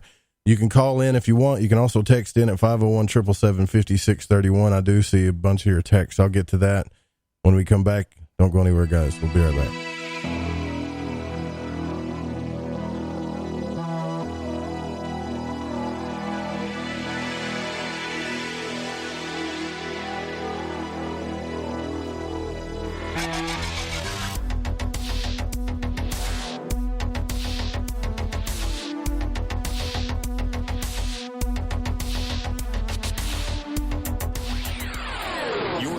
To Lighting the Void Radio. Do you want to know the truth? Are UFOs real? Are aliens visiting Earth? Are governments around the world hiding the biggest secret in history? We're UFO Seekers, official partner of The Fringe FM, and we're on a hunt for the truth. Join us as we investigate locations like Area 51 by subscribing on YouTube at youtube.com/UFO Seekers. Hey, is that a new music app? Yeah, check it out. Surfer Music Discovery. It links to thousands of online stations, but the twist is you see the song names and artists that are now playing live. That's different. No guessing. Looks like a waterfall of music. So many formats. Rock, oldies, country, R&B, jazz, and a whole lot more. How's that spelled? Surfer. S-U-R-F-R. Is it expensive? It's free. No need to sign up or sign in. Get the Surfer Music app free from Google Play or the App Store. If you are interested in occult subjects, psychic abilities, symbols, tarot, witchcraft, magic, or anything similarly related, my book Occult Arcana will provide you with a truly objective overview of these topics and more. Written in anything but modern language, Occult Arcana was compiled to help researchers balance their quest for a better understanding of the meanings of and in such studies. Occult Arcana is available in softcover and digital form from www.thesecretteachings.info. All copies can also be autographed if requested. That's Occult Arcana from www.thesecretteachings.info. This is Paranormal News. I'm John Jeter. What the heck is rattling Cleveland, folks? What I've heard like a loud bang, like a boom. People are reporting unexplained booms, rattling houses, and flashes of light happening at night for the past few weeks. It has been recorded on security systems. Almost sounds like a bomb at times. News 5 Cleveland reports that a city council member has vowed to look into these events. Let's not hold our breath, though. The term cryptid has gone viral. Well, okay, maybe not, but it has been added to the Merriam-Webster dictionary. Cryptid is defined as an animal such as Sasquatch or the Loch Ness Monster that has been claimed to exist, but never proven to exist. I beg to differ with you on that one. I've seen old Squatch. He's my buddy. The term was reportedly first used in 1983. The editors of the dictionary say words are added when they become part of the common vernacular. I guess that means a cryptid is now mainstream. Connect with the news at ParanormalRadio.com. I'm John Jeter, and this is Paranormal News.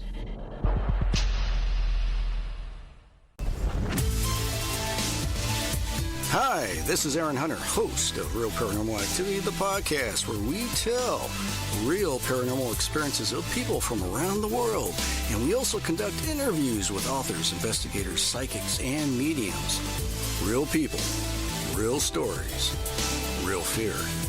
Thursdays at 6 p.m. Pacific, 9 p.m. Eastern on The Fringe FM. See you then.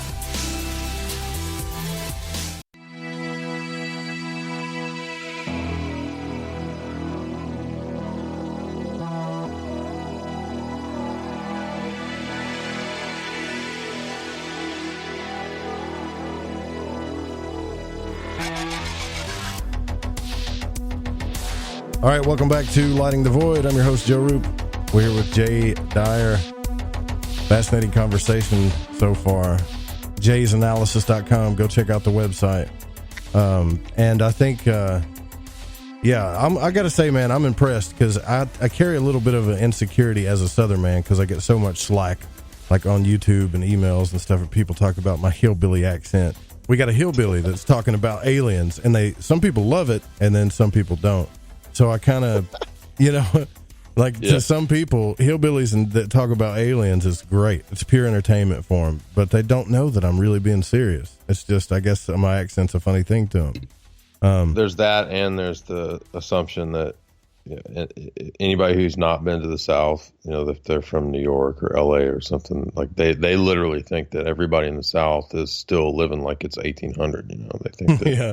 We're all flat-footed and we love our cousins and all that stuff. Yeah. Right. And we're barefooted. I mean, yeah. They really do think that, though. And that partly because the media, portrays everybody from the South as just totally backwards. But right. Well, I think that you've proven them wrong. And actually, I don't even hear much of an accent in your voice. I just hinted at it. It's like one of the first questions I asked you because I heard a slight accent. Yeah. My dad was in the military, so I grew up in California. Actually, he was stationed in San Diego, so a lot of my childhood, I grew up in San Diego, and that erased some of it, but there's still a little bit of a Southern thing in there. All right, so I wanted to talk about this Malachi Martin thing. Now, I've spoke with Leo Zagami. I've had him on the program and spoke to him. He was the first guy that kind of made me realize that there were secret societies inside the churches. Like, he really revealed some things to me that I had no idea about. I didn't know there were secret stuff. I mean, I know that the Vatican has secret congregations, but I just didn't know how deep it was. And so when I hear people talking about demon possession and getting rid of demons and all that stuff, you don't know what they're a part of. And Malachi Martin got everybody's attention back in the day because I guess he was charismatic on the radio, but what he talked about was a pretty deep subject. And you had brought up on one of your videos that there's something kind of weird about the guy, because he had brought up a person that was actually taking demons into himself. So I wonder how the rabbit hole, how deep that is. Yeah, that's the first thing that made me dubious of Malachi Martin was when I was reading. I read a bunch of his books back in my 20s, and I don't even know why. I think I just happened across. I was reading books on possession. That's what it was, and that's how I got to both Malachi Martin and M. Scott Peck, because they both have books on possession. And I was like, what M. Scott Peck is saying is crazy. And Malachi Martin never criticized. He's like, oh, he's a great guy. We're best friends, and he's a great exorcist. I'm like, how can he be a great exorcist if he's like wanting to be more possessed? That sounds insane. But anyway, so that was the first kind of crack in the armor of what I thought of Malachi Martin. And then I had Keys of This Blood, which is this gigantic, 800-page book on Vatican intrigue that sat on my shelf forever and ever. And even though it's dated, I think it was written in the early 90s, it still it's revelatory. It's not revelatory in the way that you might think. It's not like, oh, this is, a key conspiracy tome. It's revelatory because it's disinformation. And if you understand what was really going on, then you can read Keys of This Blood with a better frame of reference. So kind of what we were talking about before about the Cold War. Once I changed my perspective on the Cold War and I didn't buy into the good neocons versus, the evil Soviet Empire dialectic anymore, I came across a book that's pretty bombshell in the last couple years that really sealed my perspective on this. And it's by a guy named David Wimhoff, who himself is a traditional Catholic. He's not a conspiracy theorist per se, or any kind of esotericist or anything like that. But he wrote a book called John Courtney Murray it's Time Life Magazine. I don't know, my mind's going blank, but it's Wim Hof's book on John Courtney Murray. And the purpose of the book is an 800-page analysis of the CIA's what's called the Doctrinal Warfare Program. And what that was the CIA co-opting the Vatican during the Cold War to supposedly fight the Soviets. Right. And really what it was the CIA had the idea through C.D. Jackson and other people like Henry Luce at Time Magazine to co-opt this institution, the Catholic Church, to spread Americanism to the rest of the world. And Wim Hof definitively shows this in this book. It has 1,000 footnotes. It's 800 pages. It's 100% solid documentation of this. And that really changed my perspective on the Cold War, because you understand that, oh, you know what, maybe it wasn't so much the Soviets infiltrating the Vatican and taking over the West. It was actually, again, like Quigley talks about, the richest oligarchs in the West that were behind the collapse of the West. It's not the Soviets. So that doesn't mean the Soviets are good guys, but it means that threat was exaggerated so that the real oligarchs that run the West could alter the landscape of the West for large-scale social engineering to take us into the technocracy. That's the key here.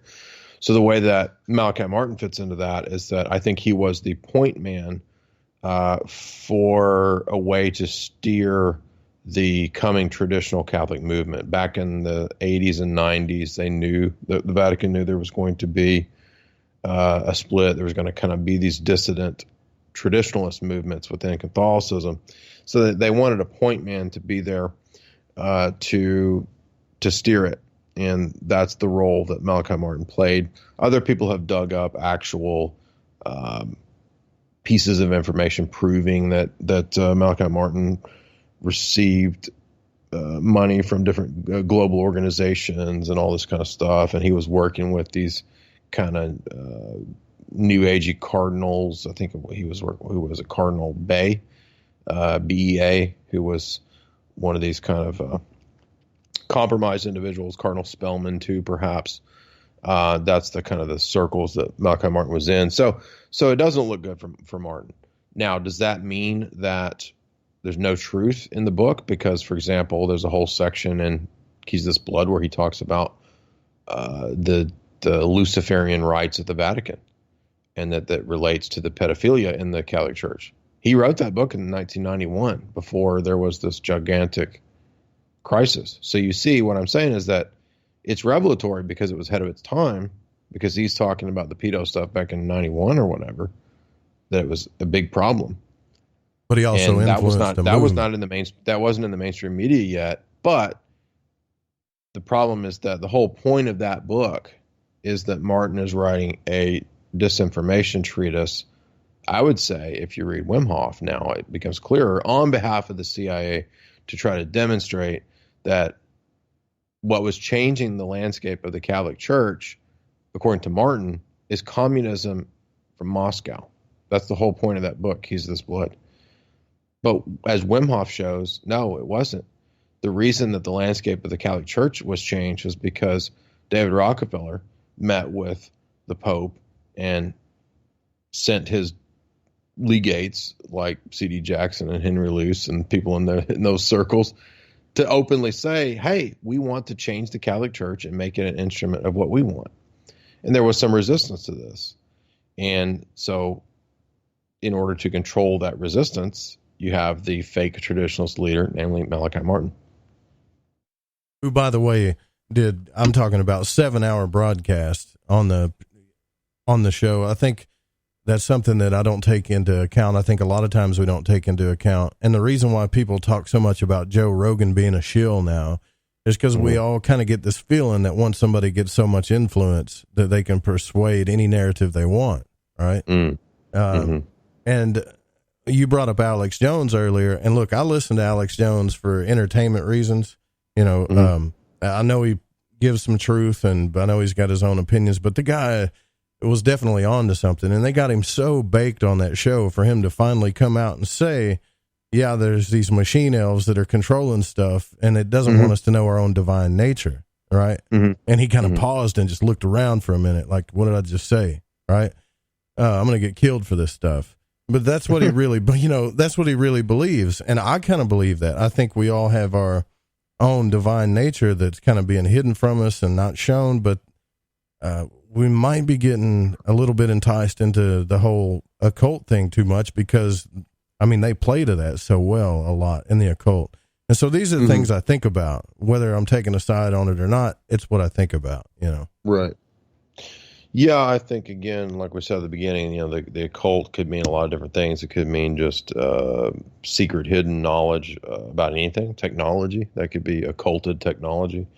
It could refer to unknown doctrines or secret doctrines about philosophy, or it could mean something dark like sorcery, trying to, invoke demons or something. So, it could mean all the above and more.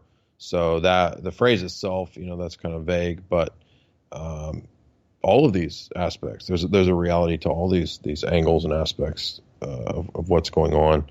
And as we said, it's not just Hollywood; it's also the music industry. There's guys doing the exact same type of analysis I do. Dave McGowan's great book, Weird Scenes Inside the Canyon, exact same type of analysis that I did, except he did it with music and the 60s counterculture. And I think he definitively showed, that was kind of a manufactured product in the same type of way that I'm talking about Hollywood. Of course, Dave doesn't really go into spiritual stuff. He mainly focuses just on the propaganda and the stagecraft type stuff. And that a lot of these, rock heroes like Jim Morrison, they weren't the people you thought they were, that kind of stuff. So yeah, it's a great myth busting of, these so-called countercultural icons. Kind of an important question, but it's pretty broad, but I wonder, what do you think the biggest threat to humanity is right now? This is a question I ask because some people think it's politics. Some people think it's, aliens, archons. I tend to think that it's more here, like stuff that we don't see, but I'm just curious what your opinion is on that. The biggest threat to humanity today. That's present or that's coming? That's present.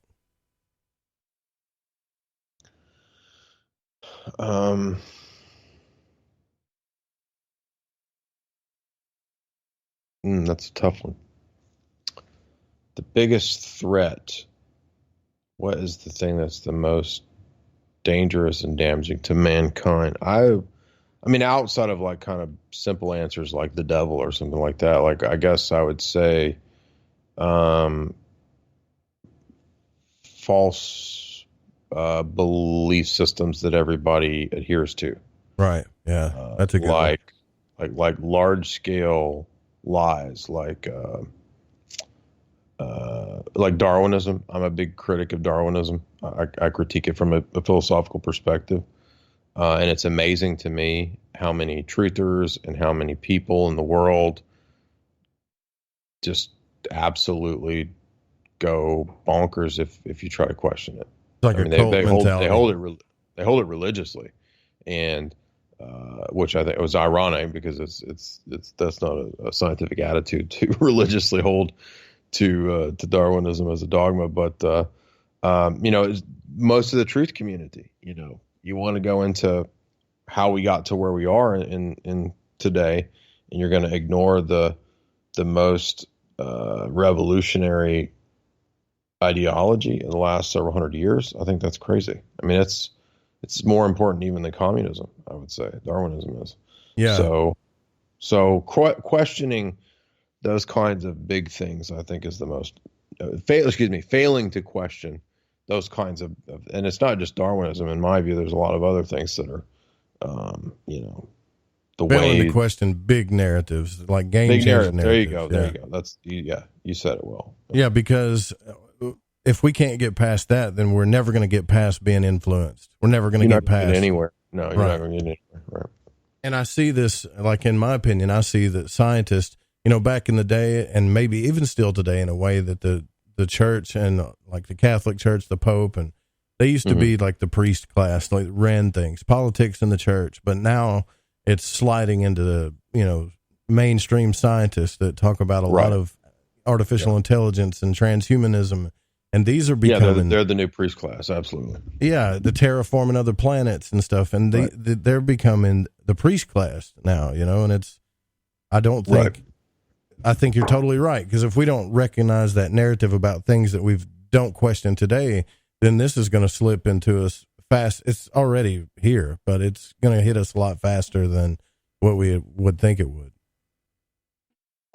Well, if I was to agree with what you were talking about, we don't see our own potential, and we are intentionally held down. I can't think of a better dogma to get people to fail to see their own potential than telling them that they're just another kind of ape. Yeah, that you're a cousin or something to you're just basically an animal. I mean, that is a slave morality philosophy, ironically. I mean, even though Nietzsche certainly wouldn't think that. Nietzsche would think that, Darwinism is true and survival of the fittest. That's what gives you the Ubermensch.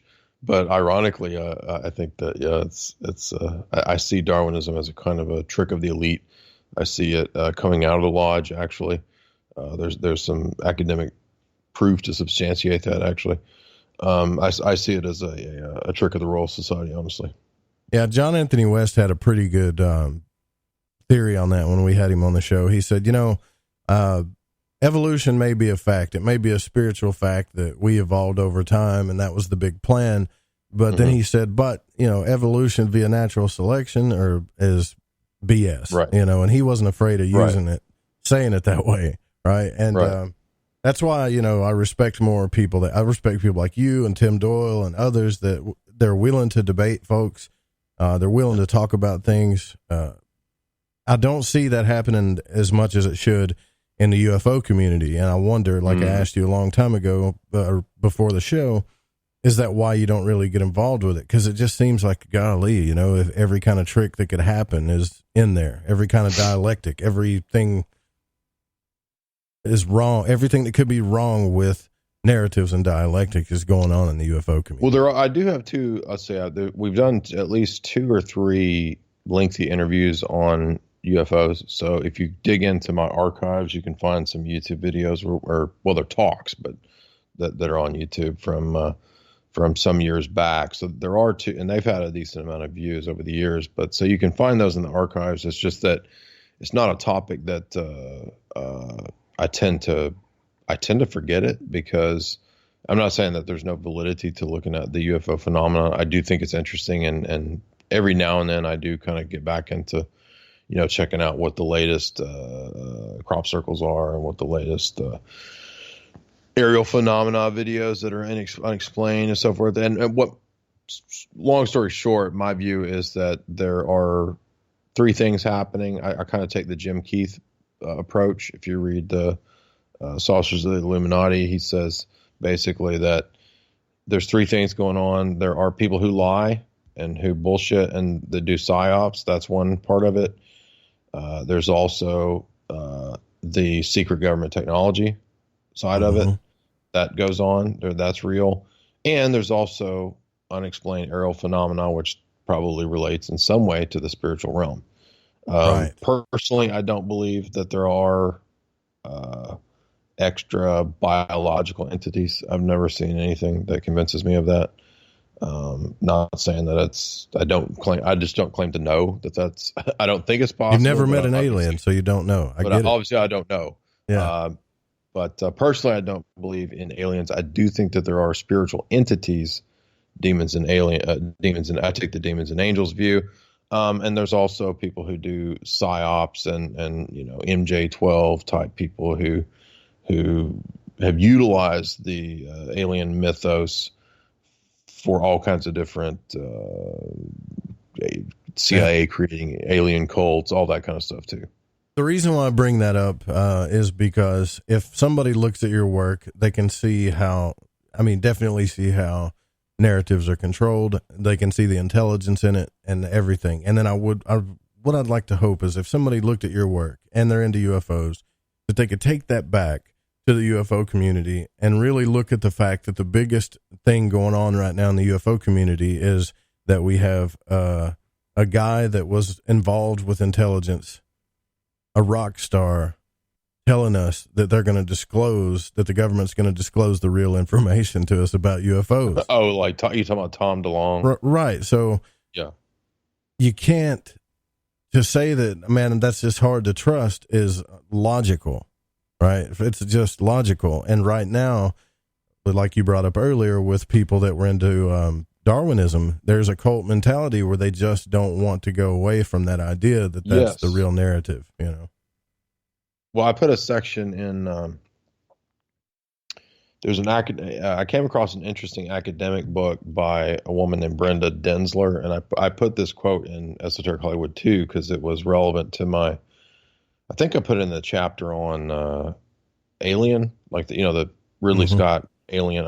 There's a chapter on that. I think it stuck it in there, or maybe in the chapter on Signs, the Shyamalan movie. But what she says is that she came across a Brookings Institute, which is one of the big think tanks, paper from the 60s, and it says, let's use the alien narrative to alter people's religious views, because if we can get them to believe that there's an alien presence or that aliens seeded us here, or panspermia or whatever, if we can get them to believe that, then it's an easy way to transition people out of their traditional Western religious perspectives, be it Judaism, Christianity, whatever. So I've always just kind of leaned towards the global psyop element of it, and that the alien narrative fits very well with New Age. It fits very well with doing DMT and talking to the aliens. I mean the elves. It fits very well with the CIA creating alien cults and studying them, mind control, alien cult type stuff. Rael, the Raelians and all that crap. That's generally what I think is the most important aspect of the phenomenon that gets overlooked. I'm not saying that it's wrong to investigate, the different videos and the different sightings. And I mean, there's something going on. I mean, it's not all human engineering. There's something. Absolutely. Yeah, I just tend to think it's more government secret tech and maybe spiritual interfacing than people would like to admit, just like you're saying. Right. Yeah. So what's next? Do you believe, by the way, I'm just curious, do you think that there are extra biological entities, or do you think that that's not true? Or do you not have an opinion? If the universe is what the scientists say it is, probability would tell me it's possible. Are they flying here on ships?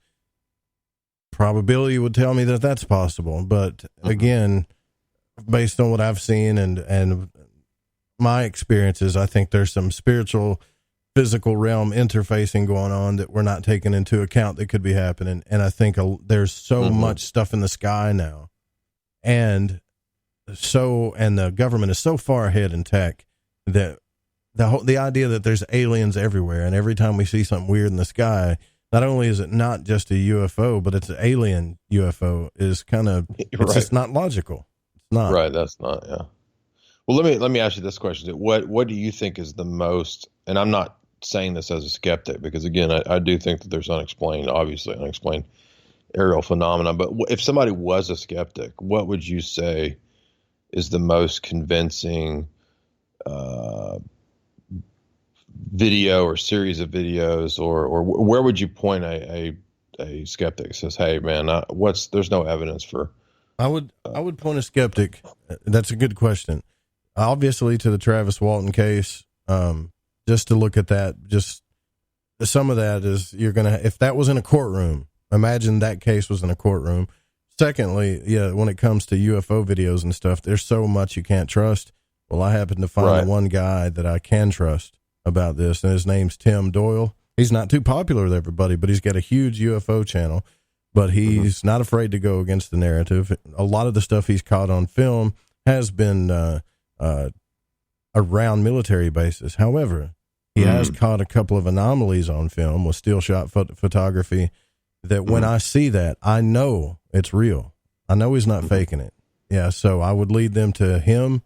I would like to say MUFON, but then again, there's been so much kind of involvement with the government stuff, and it's just too big of an organization to trust for me.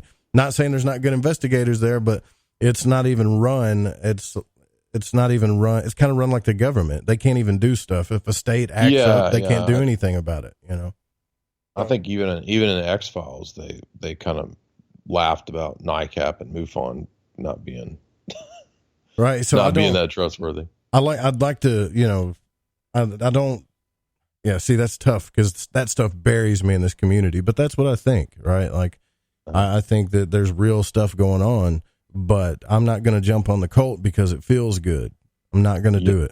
Got to figure out what's going on. You would say, what's the name of it? He said Tim Doyle. What's his channel? It's UFO Seekers. UFOseekers.com, YouTube.com/UFO Seekers. Right. Okay, if you check him out, I think you would really see that there are actual real investigators out there that are pouring their heart into this. And even when they come against the community to say, look, most of this stuff is not alien like you think it is, even though some of it is, because he's definitely captured weird stuff. A lot of it's government and unexplained phenomena.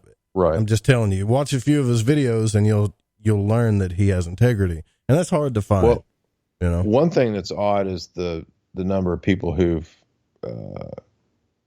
either died or kind of went crazy. I'm not saying that if you study UFOs, you're going to go nuts, but there have been like a series of people who, I'm sure you know more about this than me, but different individuals who have, who was that guy that died, last year? Max, what's his face? Remember that guy?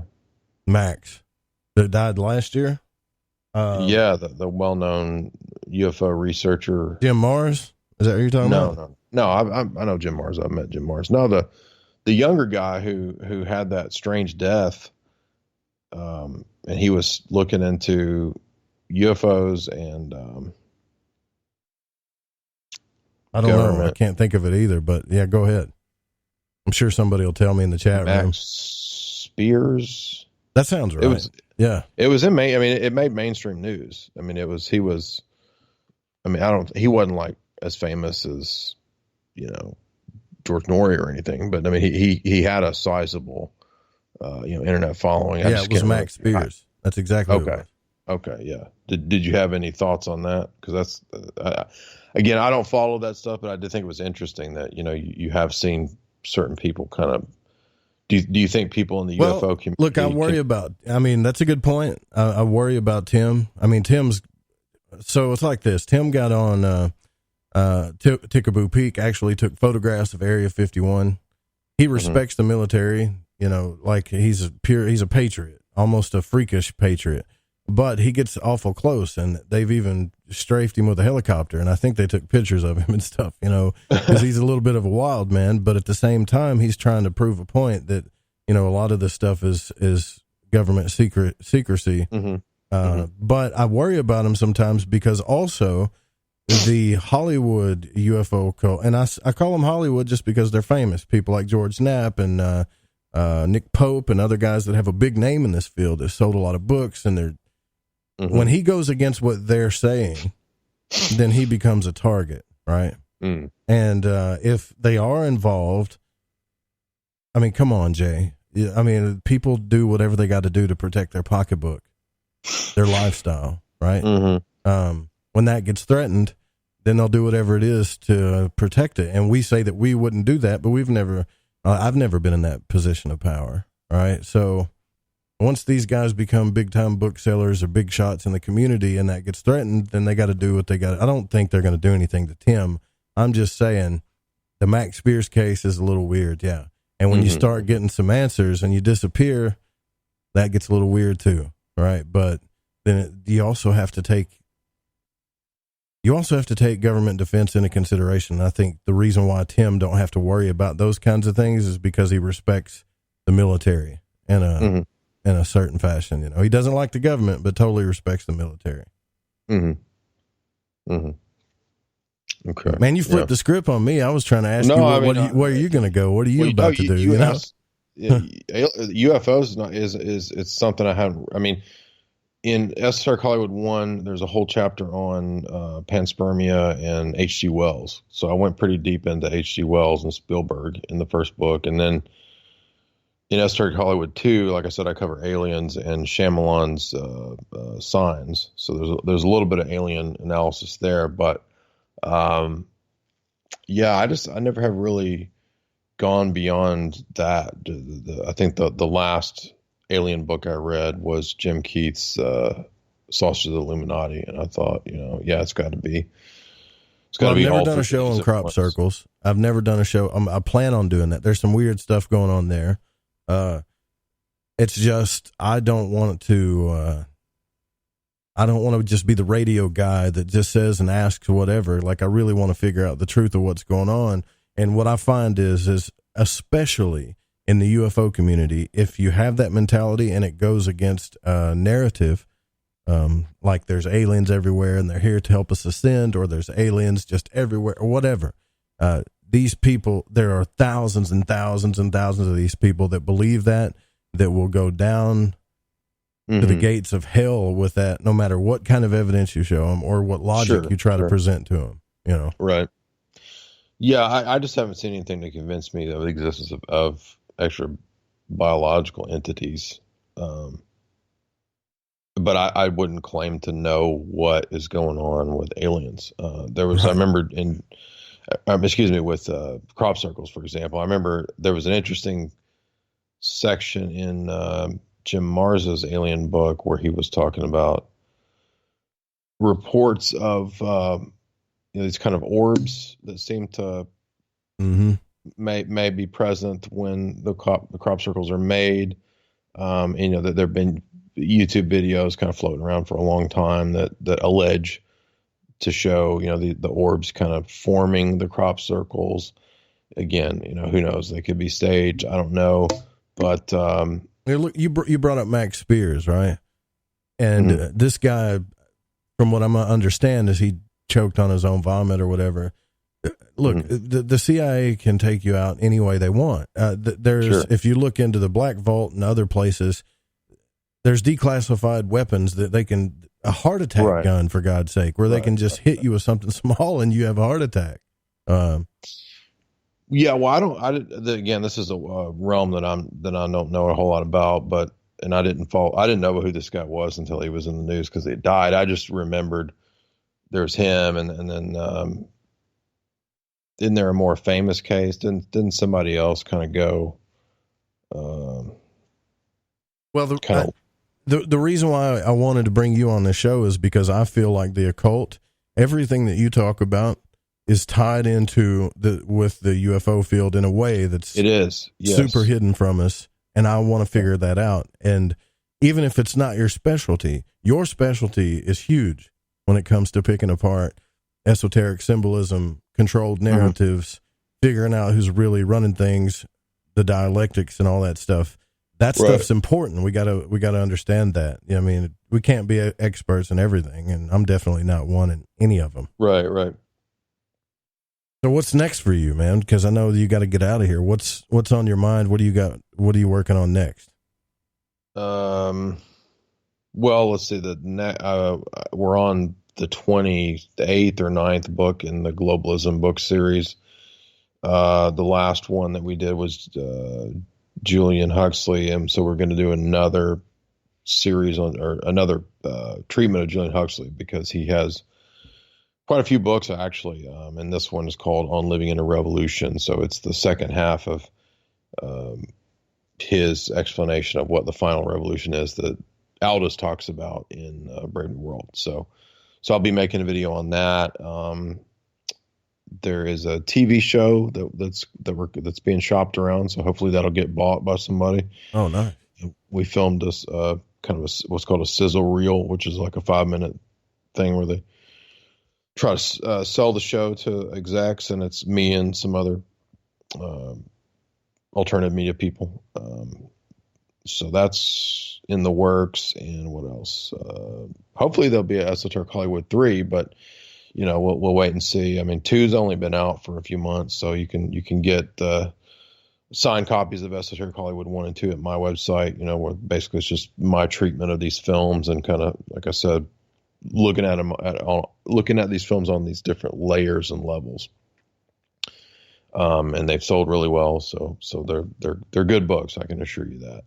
And then I do a subscription service at the website where if people are interested in the full talks and lectures on all those books, like I mentioned, you can subscribe for $4.95 a month at my website, or $60 a year. And then I do philosophy consulting through Patreon if people want to do like private tutoring. So a lot of people do that. I think that's everything. You just follow me on my YouTube. I make videos pretty regularly, so you can get a video update, every day or two at my YouTube channel. Oh, nice. And so your membership, if they sign up to that, on your lectures, you really go deep, like deeper than you normally would possibly on some of the videos, right? Like, is that what you do? Yeah, I've kind of switched the model of, I used to do I used to do an hour free and then an hour or to 2 hours paid. And I've kind of switched now to where I do like a 20-minute video, and then the lecture part that you're paying for is like an hour. So yeah. Well, listen, it's been a fascinating conversation. I'm getting pretty good feedback already from this. I would relate this to the same discussion I had with Miguel Connor. I learned a lot. It's made me think about a lot. I really appreciate you coming on the show. We had an interesting talk too. We kind of had some.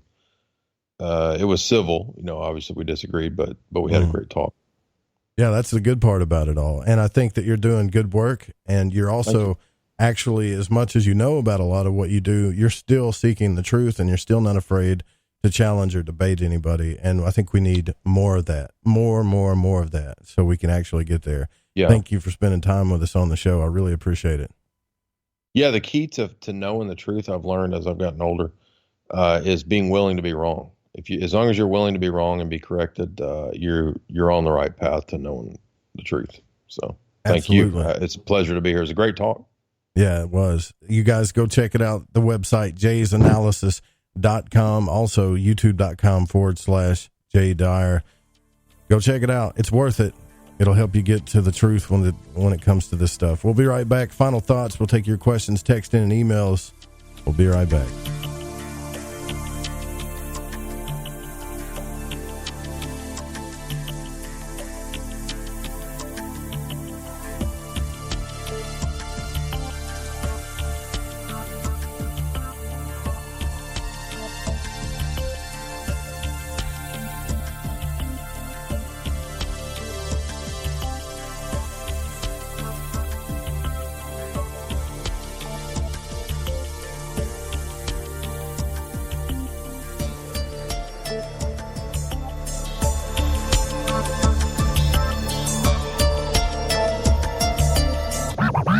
This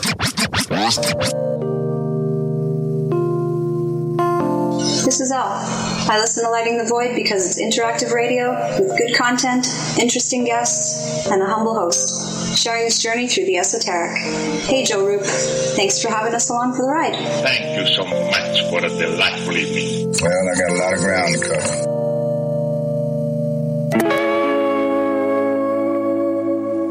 Alright everyone, this is Justin from the UK. Excuse the chitty. If you're into the Fringe and you want to hear the brass tacks, my old china plate, Joe Roop and his guests on Lighting the Void will open your mince pies. You need to shut your north and south and use your 10-speed gears and listen to them bubble. You could hear a Barry Crocker, no Brussels, but he ain't no holy friar. Anyway, you beat a Barnaby Rudge and take a butcher's. Poor water quality is a major health issue, and it's only getting worse. Municipalities can't keep up, standards have dropped, and pollutants are increasing. Where does it all end? It ends by keeping the pollutants outside of your home with HydroCare's advanced systems available at Wave Home Solutions. No less than the best purification materials and processes have been developed by HydroCare to provide you with healthy, clean water for drinking, cooking, and showering. HydroCare far surpasses the competition in removing chlorine, odors, iron, lead, chemicals, limescale, and much more. Don't settle for less when it comes to your water. We'll take care of the toughest water problems for you, whether it's from a city or well source. Satisfaction guaranteed. For more information, call 888-997-WAVE. That's 888-997-WAVE. Or go to bestwater123.com. That's bestwater123.com. Wave Home Solutions for a healthy, comfortable home. Hey, Fringe FM listeners, did you know that when you're on the road with limited data or no Wi-Fi available, you can still listen to every minute of the Fringe FM by calling 701-719-3971. No smartphone, app, or internet needed. Saves your data plan and no extra cost if you have unlimited minutes. Call 701-719-3971. That's 701-719-3971. Listen to the Fringe FM on any phone, anytime, anywhere. You're listening to Lighting the Void Radio. Follow The Fringe FM on Facebook and Twitter at The Fringe FM. Your home has needs. It needs a healthy, dry environment all year round. Start by getting rid of the worst air in the basement and crawl space, where the problems begin and make the whole house sick. Introducing the new Smart Wave Ventilation Unit. It has advanced technologies to continuously reduce moisture, mold, and odors, and expel radon, gases, and pollutants. And now, Wave units include carbon monoxide detection to automatically expel air at a high rate and send you an alert. It also has an app so you can remotely monitor the conditions. Wave is a comprehensive, maintenance-free, affordable solution that will transform your entire home. Protect your home and family with what it needs. Give it a new Smart Wave Ventilation Unit. For more information, call 888-717-WAVE. That's 888-717-WAVE. Or go to dryhealthyhome.com. That's dryhealthyhome.com. Wave Home Solutions for a healthy, comfortable home. Start your evenings with the Fringe FM long before those other shows get started. Exclusively live on the Fringe FM, hear the Quantum Hologram Matrix with the Reverend John Polk, Tuesdays at 5 Pacific, 8 Eastern. And our newest show, Sci-Spy Radio with Suzanne Ross, Wednesdays at 5 Pacific, 8 Eastern. Then stay up because we're burning the midnight oil well into the morning hour. The truth is out there, and so are we. Lock it in, the Fringe FM.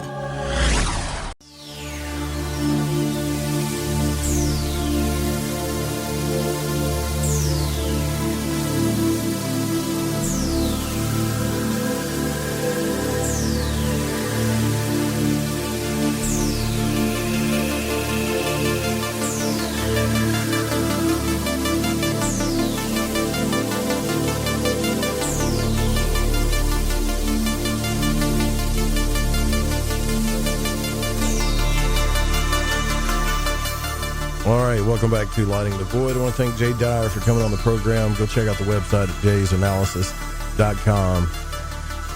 Pretty fascinating discussion there. See, this is one of those types of discussions where, regardless of your beliefs, or regardless of what you think is really going on, that type of discussion, we're actually getting somewhere. And this is what I wanted to talk to you about tonight, when it comes to doing this whole truth-seeking thing. God, we got to come up with another word for that. Truth-seeking, that's getting old, right? But the whole idea of being a radio host is to be successful, I've been taught, is to ride the fence, to never have an opinion. You know, have an opinion, but don't take a side too much, etc., etc., blah, blah, blah, blah, blah. But I didn't get into this to become a big head or famous or anything like that. I got into this because I love audio and I love seeking what's going on. And I know you do too. You do too, because you tell me you do. And there's some pretty good feedback from tonight. So, you know, Anael in the Fringe FM chat says, or Ananael, excuse me, says, this is different from all the others I've heard him on as far as interviews go. And I really appreciate you saying that, because he's been on several shows, but I don't think it has anything to do with anything I'm doing special. I'm just telling you, it has everything to do with, I know the questions that's on your mind. I know you're not stupid. A lot of content creators out there, they think that you're stupid, that you're not intelligent, and they have to show you the way all the time. But based on your feedback and every discussion I've had with you, I've had phone discussions with some of you. You're not stupid. You have some of the same questions I do. You've read some of the same books I have. It's all the same stuff. Where we get tossed up is what we're willing to hold on to. And I got a text in here from a 602 area code that makes a pretty good point. It says, I found that intriguing about how people can dismiss out of hand UFOs and cryptids, stating, I've never seen one. And yet they believe in angels and demons without ever having seen one of those. This is the proof of only one thing: childhood conditioning. Amen to that, right? So, but I also respect a man that says, look, this is what I believe, man or woman, doesn't matter. This is what I believe. This is why. And this is the road I'm going down. You don't get that a lot in this community, especially ufology. Why? Everybody's afraid that they're going to be judged, or they're going to be casted out, that they won't be buddies with the big guy or whatever. But look, in my mind, I think it would be great to have Tim Doyle on, as well as somebody like George Knapp, and let them talk it out. The real question that we got to ask ourselves here, and let's get real logical about this, just for once. Last night, Tim Doyle put out what he believed, and it took a lot of guts and courage for him to do that. And he really did a hardcore rant about the ATIP program, and that it's a big hoax, and that you really need to look into this stuff.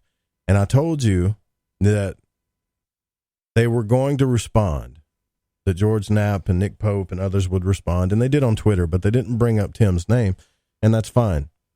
Here's the real question that we need to ask.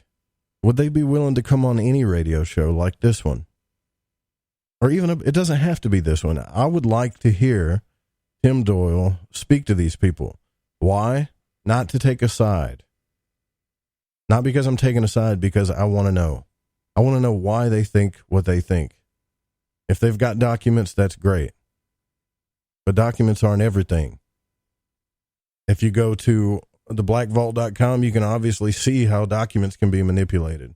Some of the stuff that Greenwald does to get those documents is immaculate. The efforts he has to go through, only to see that when you get a document, they've got everything blacked out. Right? And so when we bring up questions, and you can relate to this if you have people in your family that manipulate you.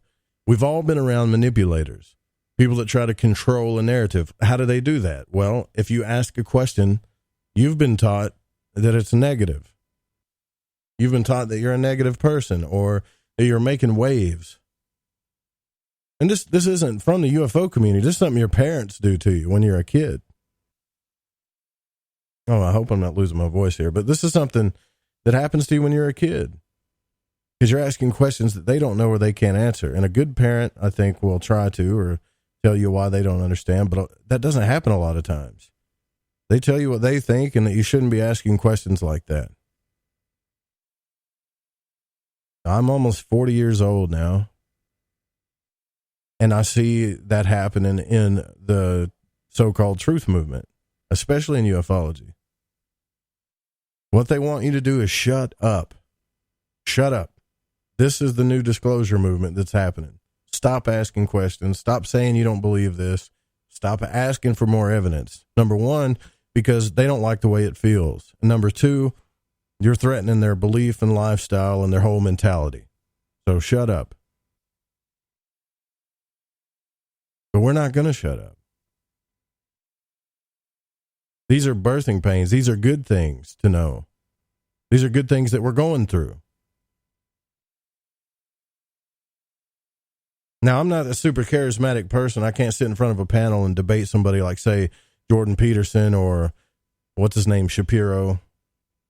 I have no idea how they debate that way, but I'm more like you, I think, to where I would rather listen to two people with opposing views debate on something than 3,000 people push a narrative to me and tell me not to ask questions or be negative or whatever they say.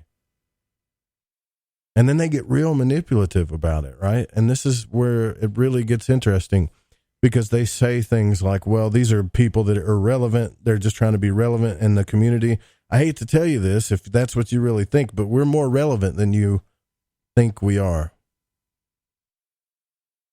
Because I can tell by how you're responding that you know we're more relevant than you think we are, but that doesn't matter. That's all ego. Answer the question. That's the way you got to be. If you're a real truth seeker, that's the way you got to be. Answer the question. Don't be negative. Don't do that. Answer the question.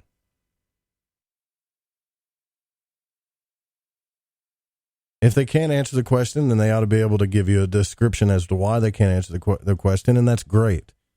And I think that a lot of you are starting to understand that. There's a shift happening. And there's some smart radio hosts out there they've hopped back on the fence. They're not taking sides anymore. They're just waiting to see what happens. And so the whole ATIP UFO debate, the whole Tom DeLonge thing needs to happen. It needs more people speaking up on the opposition until we get to the truth of it. And once, in the end, if we stay down that path, I'm telling you, no matter how crazy it gets, no matter how many Twitter battles go back and forth that some of you think are wrong or negative, you and I will get to a bigger truth than we know now, because we kept asking them to answer the question. I wanted to speak to Jay Dyer about this, because Jay can express this more than anybody, and I'm sure there's people that don't agree with everything he says. I'm sure he's upset a few people in his day. I can tell. I know I have too, but that's all right. And because the way he analyzes all of this, and the way he still keeps an open mind, the way he's willing to change his mind about things, you don't see that in the UFO community. I go back to Twitter. More and more people want to know about the occult. And I'll get into that in just a second as to why I think that's happening. That's probably the most important aspect of this conversation tonight, I think, as to why more and more people are interested in what's going on in the occult world. What's that all about? And I know it's fun to hear a hillbilly talk about aliens, but I really want to know this stuff. It's not just, I'm not here to entertain you for that. I mean, I guess I am, but I'm glad that it's funny that hillbillies are into aliens. But him's not going to back down. And it's like all or nothing for him right now. And there's more and more people that are going to start asking the right questions. I just don't want you, my audience, when I say you,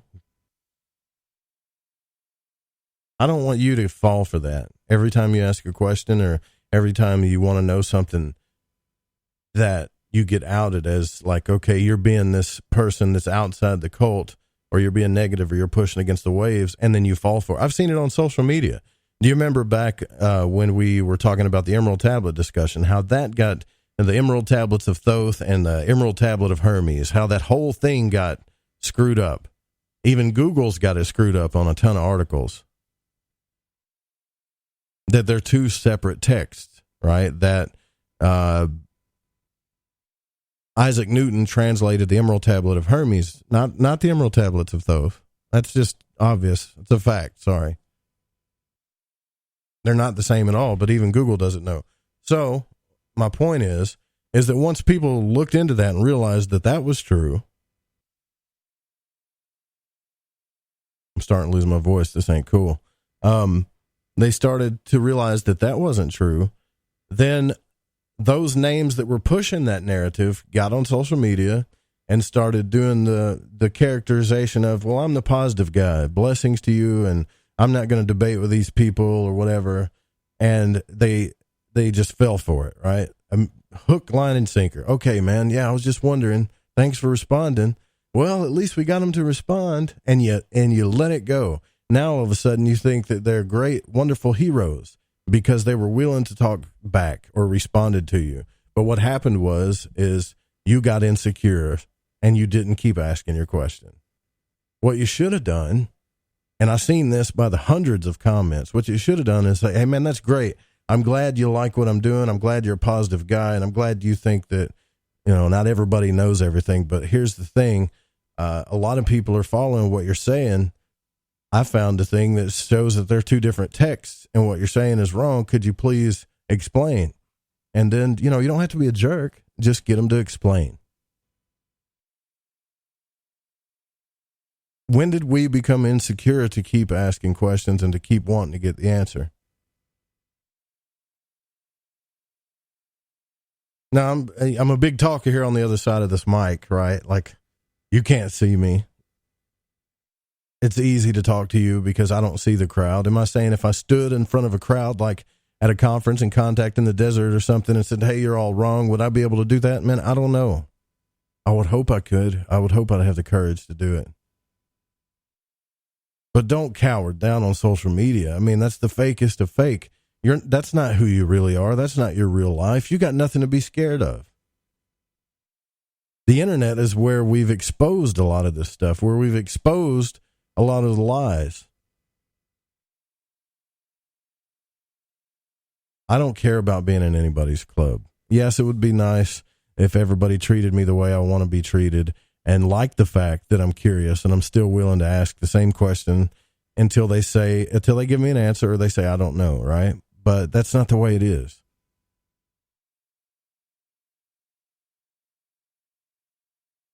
It doesn't feel good, right? It doesn't feel good to not know.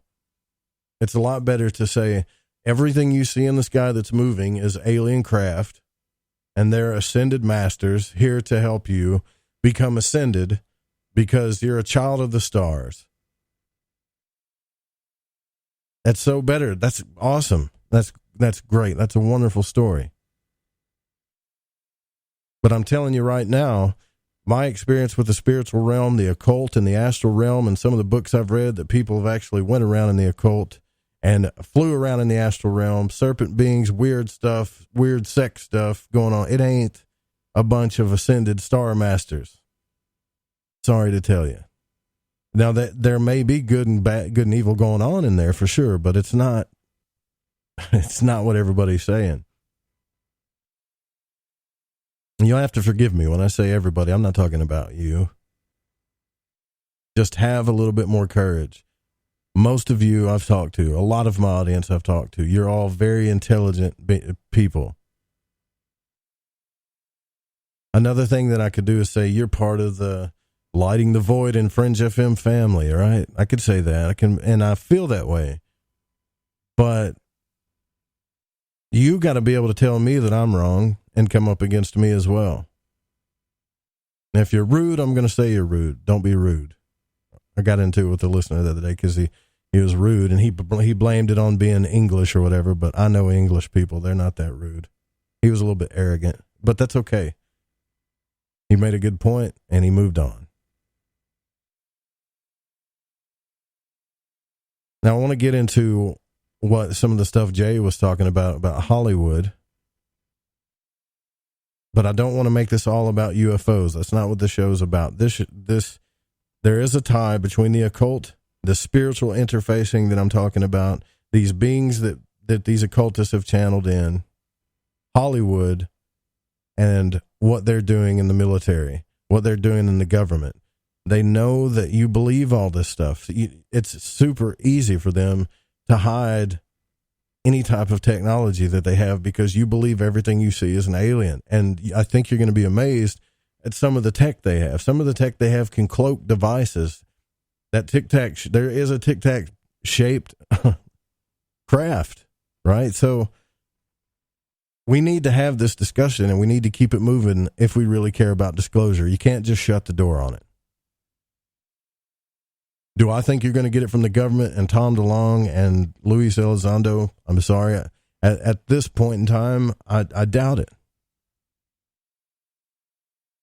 But maybe they'll stay the course and make their case, right? Maybe they'll keep on it. And maybe they'll give us something that we can use.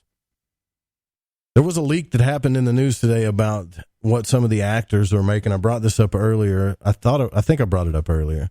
It was a leak that wasn't supposed to happen. Some people's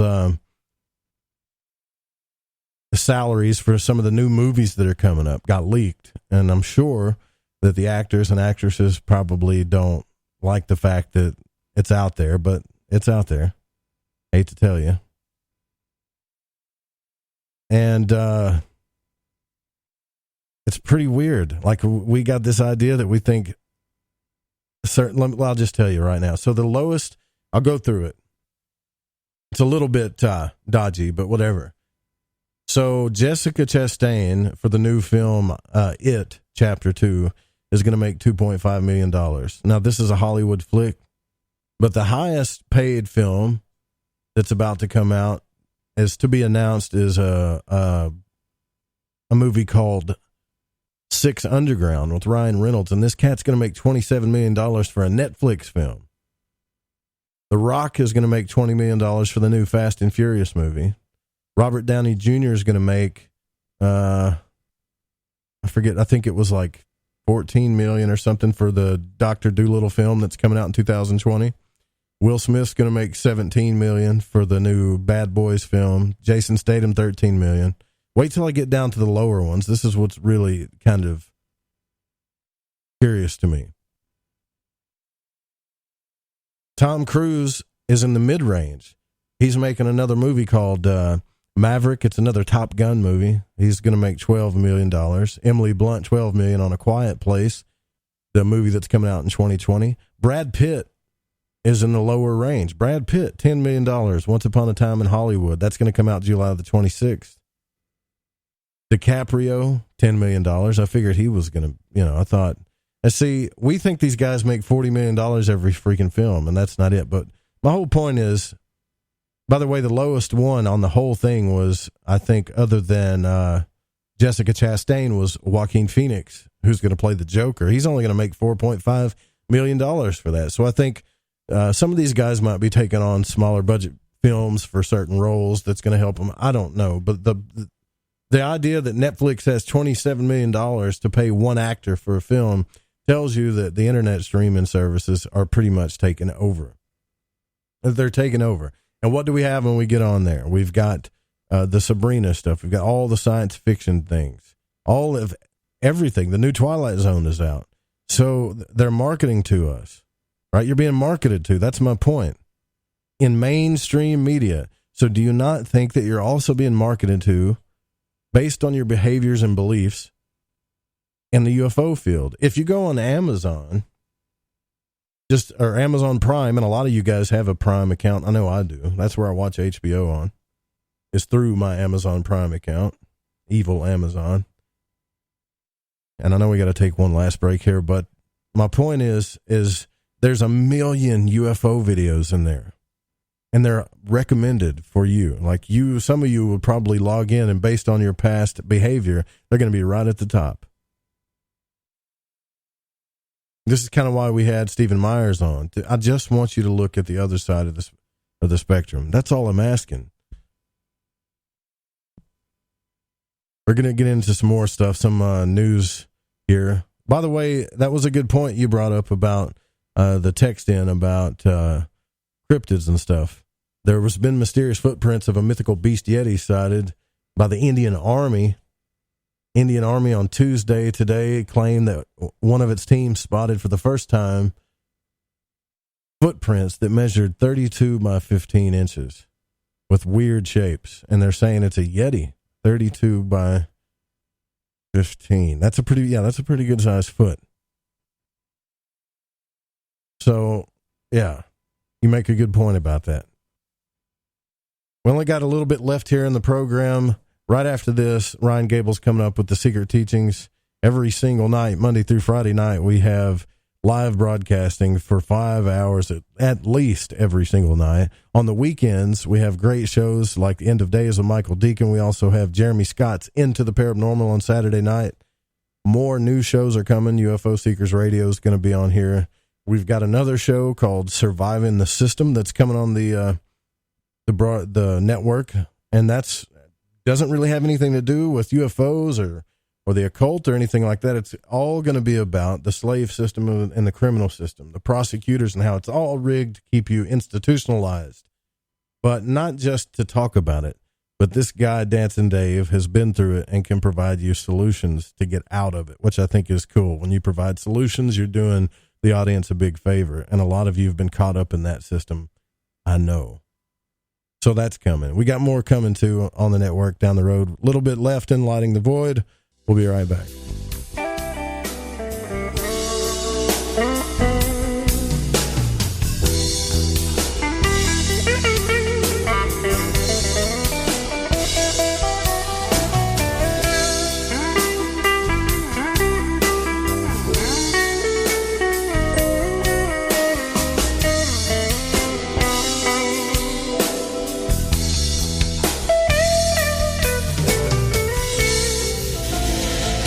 Is out there. There's something out here. And so are we. KTOK Digital Broadcasting, The Fringe FM. You're listening to Lighting the Void Radio. Who were the real ancient Egyptians? What is it about ancient Egypt that captivates us all? The critically acclaimed series Magical Egypt is back with all new episodes. Let Chance Gardner and company take you on another adventure through Magical Egypt in the new series Magical Egypt 2. Magical Egypt 2 attempts a forensic reconstruction of the science of the ancients through a study of ancient aesthetics. Also, the best researchers and authors in the field like John Anthony West, Graham Hancock, Laird Scranton, Robert Duval, Lon Duquette, Aaron Cheek, and more join together to explore the topics of the esoteric and the hidden messages of the ancient Egyptians. Just go to magicalegypt.com right now and put in the code word FRINGE and get 10% off any download or order, including the groundbreaking original Magical Egypt series, as well as the new episodes in Magical Egypt 2. Also, check out the great work and the companion series at magicalegypt.com. Click the banner on the Fringe FM or go to magicalegypt.com and use the code word FRINGE and get 10% off your order today while it lasts. Hello, this is Vance Nesbitt. Take the time to expand your mind by listening to Lighting the Void with Joe Roop right here on the Fringe FM. Follow the Fringe FM on Facebook and Twitter at the Fringe FM. Hey, is that a new music app? Yeah, check it out. Surfer Music Discovery. It links to thousands of online stations, but the twist is you see the song names and artists that are now playing live. That's different. No guessing. Looks like a waterfall of music. So many formats. Rock, oldies, country, R&B, jazz, and a whole lot more. How's that spelled? Surfer. S-U-R-F-R. Is it expensive? It's free. No need to sign up or sign in. Get the Surfer Music app free from Google Play or the App Store. So, you love talk radio? Then you'll love TalkStreamLive.com. TalkStream Live is always on, 24/7 with the best streaming talk shows. Find your favorite talkers and discover some new ones. It's free, readily available online or on mobile with any smartphone or tablet. Finding your favorite talk shows all in one place has gotten a whole lot easier. Just go to TalkStreamLive.com. Be sure to download the free apps from Google Play or the iTunes App Store. Lighting the Void is proud to announce Mind and Magic's Protection and Defense Course for protection from magical and psychic attacks. This is not a joke. Magic practitioners are on the rise, and with that comes attacks from baneful or black magicians that try to harm or hurt others for their own selfish reasons. If you are not a believer in psychic attacks, then this isn't for you. If you are, and you want the power to defend yourself and your family and home, then I highly suggest you grab Freighter Xavier's Protection and Defense course. In this course, you will learn how to tell if you are under attack from a natural source or if an individual is attacking you. The 4 forms of curses and attacks, how to remove self-imposed curses, the correct way to cleanse your home from negativity or malevolent entities, how to make your own holy water, what you should always keep near or under your bed, herbs that banish negativity and promote purity, the most powerful banishing rituals on the planet, and for those that seem to want to harm you the most, how to put your enemies in a hell pit of their own making. You can also learn protection against shadow people and other entities. Or are you just in a bad planetary alignment? Even how to get rid of an enemy using a tic-tac box. It does not matter what your faith or belief is, this will work. Click the banner on the website at lightingthevoid.com or go to lightingthevoid.com/Xavier. Okay, here we go. AncientLifeOil.com. AncientLifeOil.com. Now this is for CBD. AncientLifeOil.com. Again, for CBD. Where do I get CBD? AncientLifeOil.com. It's pretty good stuff. Organic, non-GMO. We are the Ferrari of CBDs. AncientLifeOil.com. You know, they say when you mention a person's name 3 times when you first meet, that you're going to remember. So I'd say to you, nice to meet you, AncientLifeOil.com. It's AncientLifeOil.com, right? Nice to know that you help people. AncientLifeOil.com. Think about this. Occasional stress, occasional anxiety, occasional inflammation, occasional stiffness, and intruders that get you down. AncientLifeOil.com. Okay, so I'm going to give you a fact for the day. So Ancient Life Oil does not help you with business deals. Hold on a second. If you feel better, it could help you make a better decision. Okay, I'm wrong. Just remember to go to AncientLifeOil.com. Want to know what's on The Fringe FM? Check out our schedule at thefringe.fm.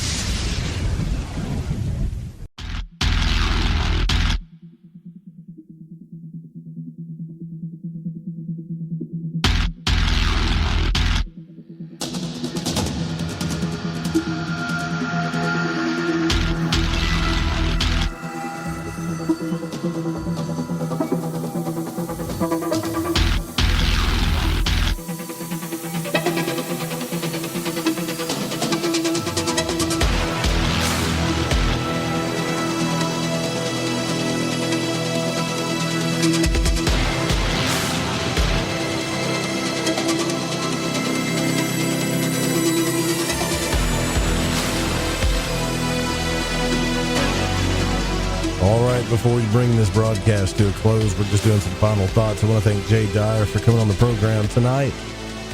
Very interesting conversation. I'll have to go back and listen to that one myself because he gave some good links and books in there. And if you go to his website, he's got a recommended reading list down there too that I recommend everybody check out. So, before we were talking about the ridiculous amounts of money that the streaming services are paying now. There's another note in the Fringe FM chat that they're dishing out $100 million. Netflix is dishing out $100 million to keep Friends on. You got to be kidding me. I mean, that shows like the Beavers to me. I can't believe they pay that much for that. But there's another, I guess you could say, point that would back up Tim Doyle's theory on military craft, because they're showing me in the chat room this arrowhead-shaped craft that the U.S. Navy secretly designed, a super fast, hear that, futuristic aircraft. It's a patent that reveals a plan for pioneering a flying machine capable of traveling at extreme speeds through water, air, or even space, which probably they already have, but this is public knowledge now. But a craft using an inertial mass reduction device comprises of an inner resonant cavity wall. It's kind of small text. So it's an inertial mass reduction device that comprises of an inner resonant cavity wall. Boy, that sounds like some stuff David Adair was talking about, right? An outer resonant cavity and microwave emitters. The electrically charged outer resonant cavity wall and the electrically insulated inner resonant cavity wall are part of it. Yeah, that's a pretty impressive machine. And they already got stuff like that. So there's no doubt in my mind that if anybody caught that in the sky, with a camera, they're going to say that that's a UFO. They're also going to say that that's an alien. No doubt. And we're talking thousands of people that are going to say that that's an alien. Not saying there's not aliens. I told you guys know I'm a part of the alien cult. I believe there's aliens, right? I told Jay that. But I don't think everything is aliens, right? Some of this tech they got is impressive. You have to forgive me. I'm starting to lose my voice. I really hope I don't. But anyways, yeah, so if you can't see that, that's kind of logical stuff, right? But I think we need to keep the fight going. I think we need to get more involved. In fact, I promote that everybody get more involved into all of the polarity of this, because we've talked about on the program, polarity is bad. Understanding polarity, that's how you get manipulated. Okay, yeah, polarity is, once you understand polarity, that's great. You understand how it works, you know. Polarity, everything, the world runs on it. There's a big, deep philosophical discussion there about good and evil, whatever. However, there's times that it's needed. This is one of those cases where it's needed. But not in a way to convince you to take one side or the other. We need to get involved with the discussion more. And this is the only time you'll hear me saying this, but I'm telling you guys to get involved with the discussion about this ATIP program and Tom DeLonge and all this stuff. Really look at it. I'm not asking you to take a side, but this is one of those times where polarity is going to work in our favor, I think, if we stay on it.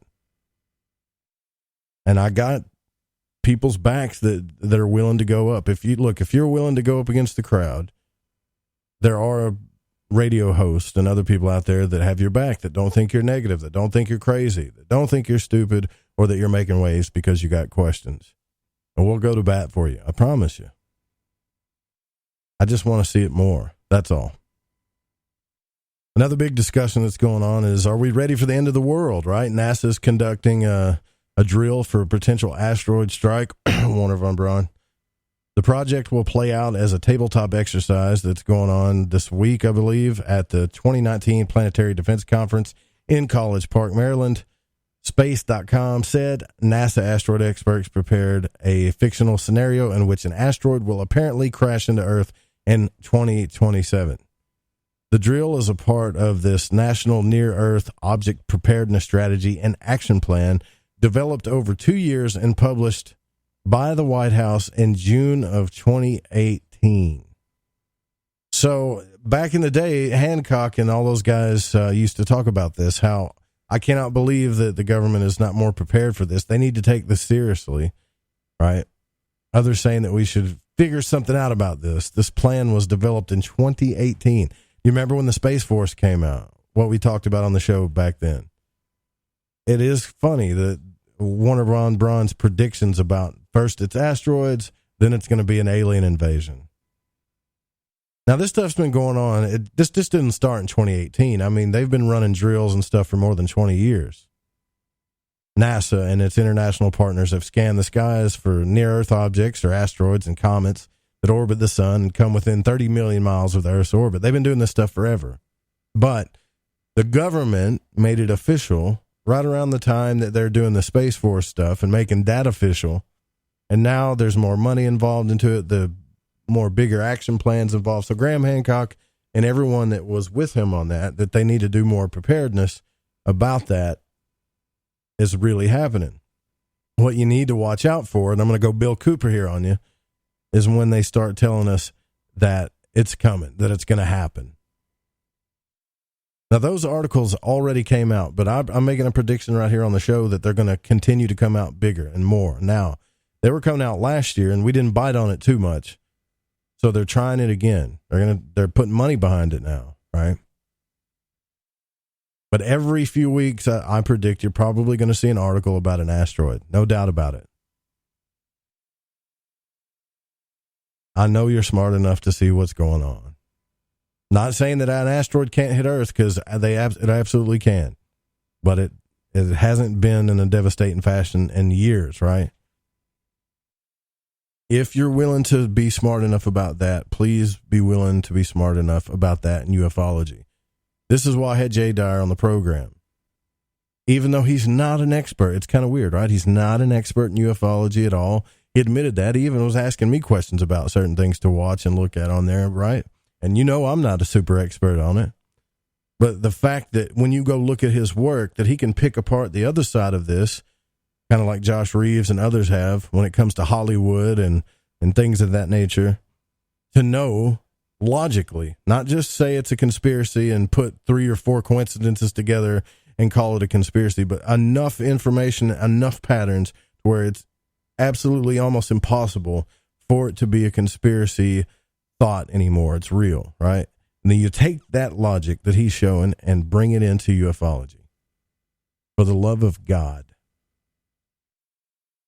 Now, I know what you're thinking. Some of you are thinking, Joe, that's not going to happen. You're thinking that some of these people have this spiritual woo-woo thing going on and they're never going to be convinced to look at it any other different way.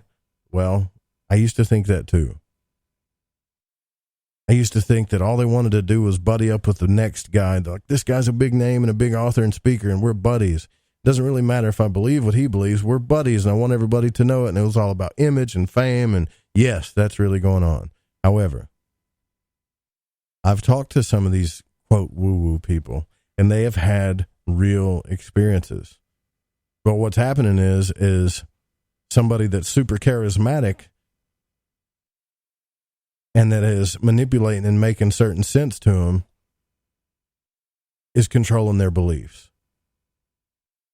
And these are intelligent people, man. People that were on a journey of truth seeking, that had some type of paranormal and crazy experience, and then somebody else came along who was more charismatic, more intelligent, and a bigger name in the community and told them, this is what's happening to you. And now they're best buddies and they stop seeking. That's a problem. You wouldn't do that, right? You say you wouldn't. But what happens when your money gets bigger, when your pockets get bigger? We all say that, right? Even I say that right now. I would never do that. I would never sell out.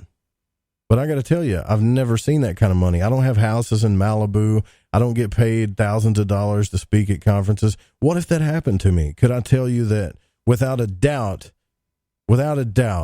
I would stay the course? I don't know. I've never had that lifestyle. Maybe I would give into it. Maybe I wouldn't. But you have to know that that's what they're trying to protect, just like the government is trying to protect their technology programs, to keep it out of the hands of others, our government, the United States.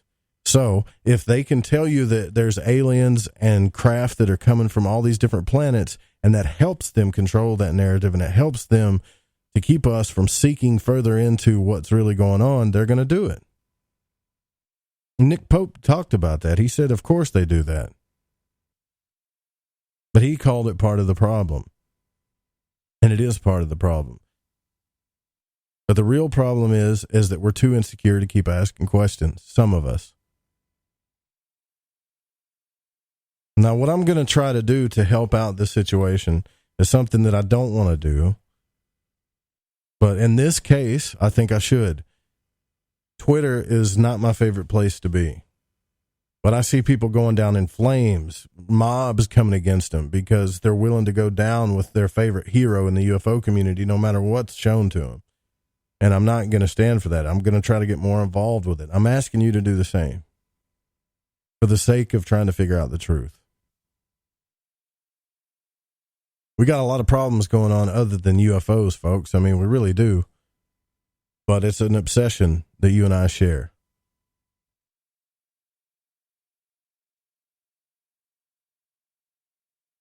I mean, the humans, they're trying to terraform to other planets. We all know that. AIs, they're trying to create a whole AI thing I look at the Drudge Report every day, and that's a big thing that most radio hosts, I'm going to give you a little secret behind the broadcasting booth here, right? Some radio hosts don't even do that. They pay for prep services that just give them papers of information and they pick what they want to talk about. They don't actually go search it out, right? I don't really do that, but that's just because I can't afford the prep services, right? But I would like to look at my own stuff too. But they're planning this whole thing coming into the future, terraforming other planets. That's not stopping. That's where the money's going. The transhumanism agenda, technocracy, that's not stopping. So the only power, and I really believe this, that you and I have, because, I mean, it's not like we're going to go trot in the streets and say, stop your AI stuff. Elon Musk and all his money and all his buddies in the UN and stuff couldn't stop it. The military industrial machine, once it got a hold of it and said, oh, you know, autonomous weapons, wow, that's really cool. We can actually just kind of tell them what to do, and they'll go out and do it on their own. Once the military got a hold of it, it's over. That is the most powerful thing, I think, on the planet right now, is the military industrial complex. But regardless of that, the only thing that you and I have now is this other narrative that we all know inside of us, that there is something keeping us from knowing our true potential, our true spiritual potential of who we really are, that great hero's journey of I am, right? That's all we can rely on now. Because if you think we're all going to go trot in the streets and stop artificial intelligence and stop transhumanism and stop the military industrial complex, it ain't going to happen. I mean, it's human nature, right? So we're going to have to figure out this other side of things. And when I go back to Twitter, I see that you know that. When I did that survey, I think it was like 58% of you said you want to learn more about the occult, right? Some of you want to learn it just because you want to learn about dark stuff and figure out the evils of the world. But some of you want to learn more about it because you know there's a hidden secret there about who you really are. Because that's the only power we're going to be able to get back before this is all over with, I think.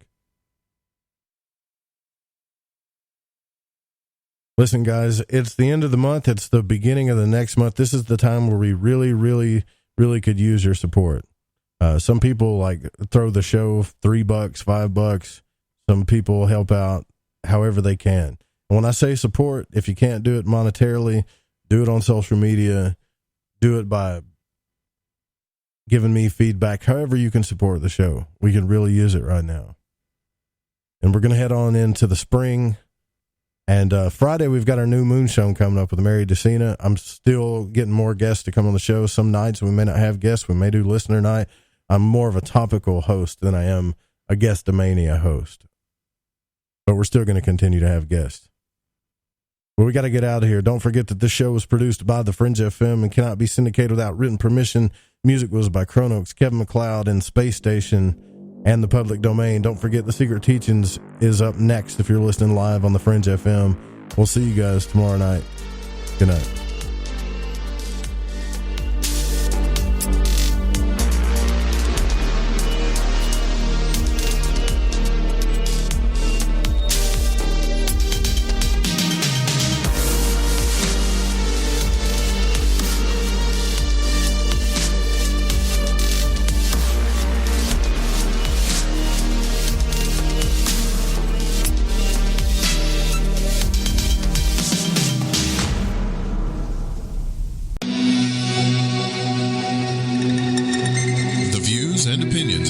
On this program do not necessarily reflect those of The Fringe FM, KTLK Digital Broadcasting, its sponsors, affiliates, or staff.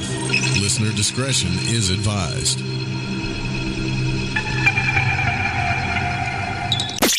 We told you weeknights on The Fringe FM are now even better, and we mean it. Do it live! Where else can you hear the best shows and the best talent? Kick off your evening with our newest host, Alex Exum, live at 7 p.m. Pacific, 10 Eastern.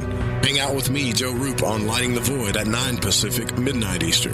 Ryan Gable expands your mind on The Secret Teachings at midnight Pacific, 3 a.m. Eastern. We're bringing the heat every single night. Fire it up, The Fringe FM. Yahoy there. This is Gigi from Shift Habits. And holy shit, you're listening to KTLK, The Fringe FM. Hey, don't you dare turn that stand.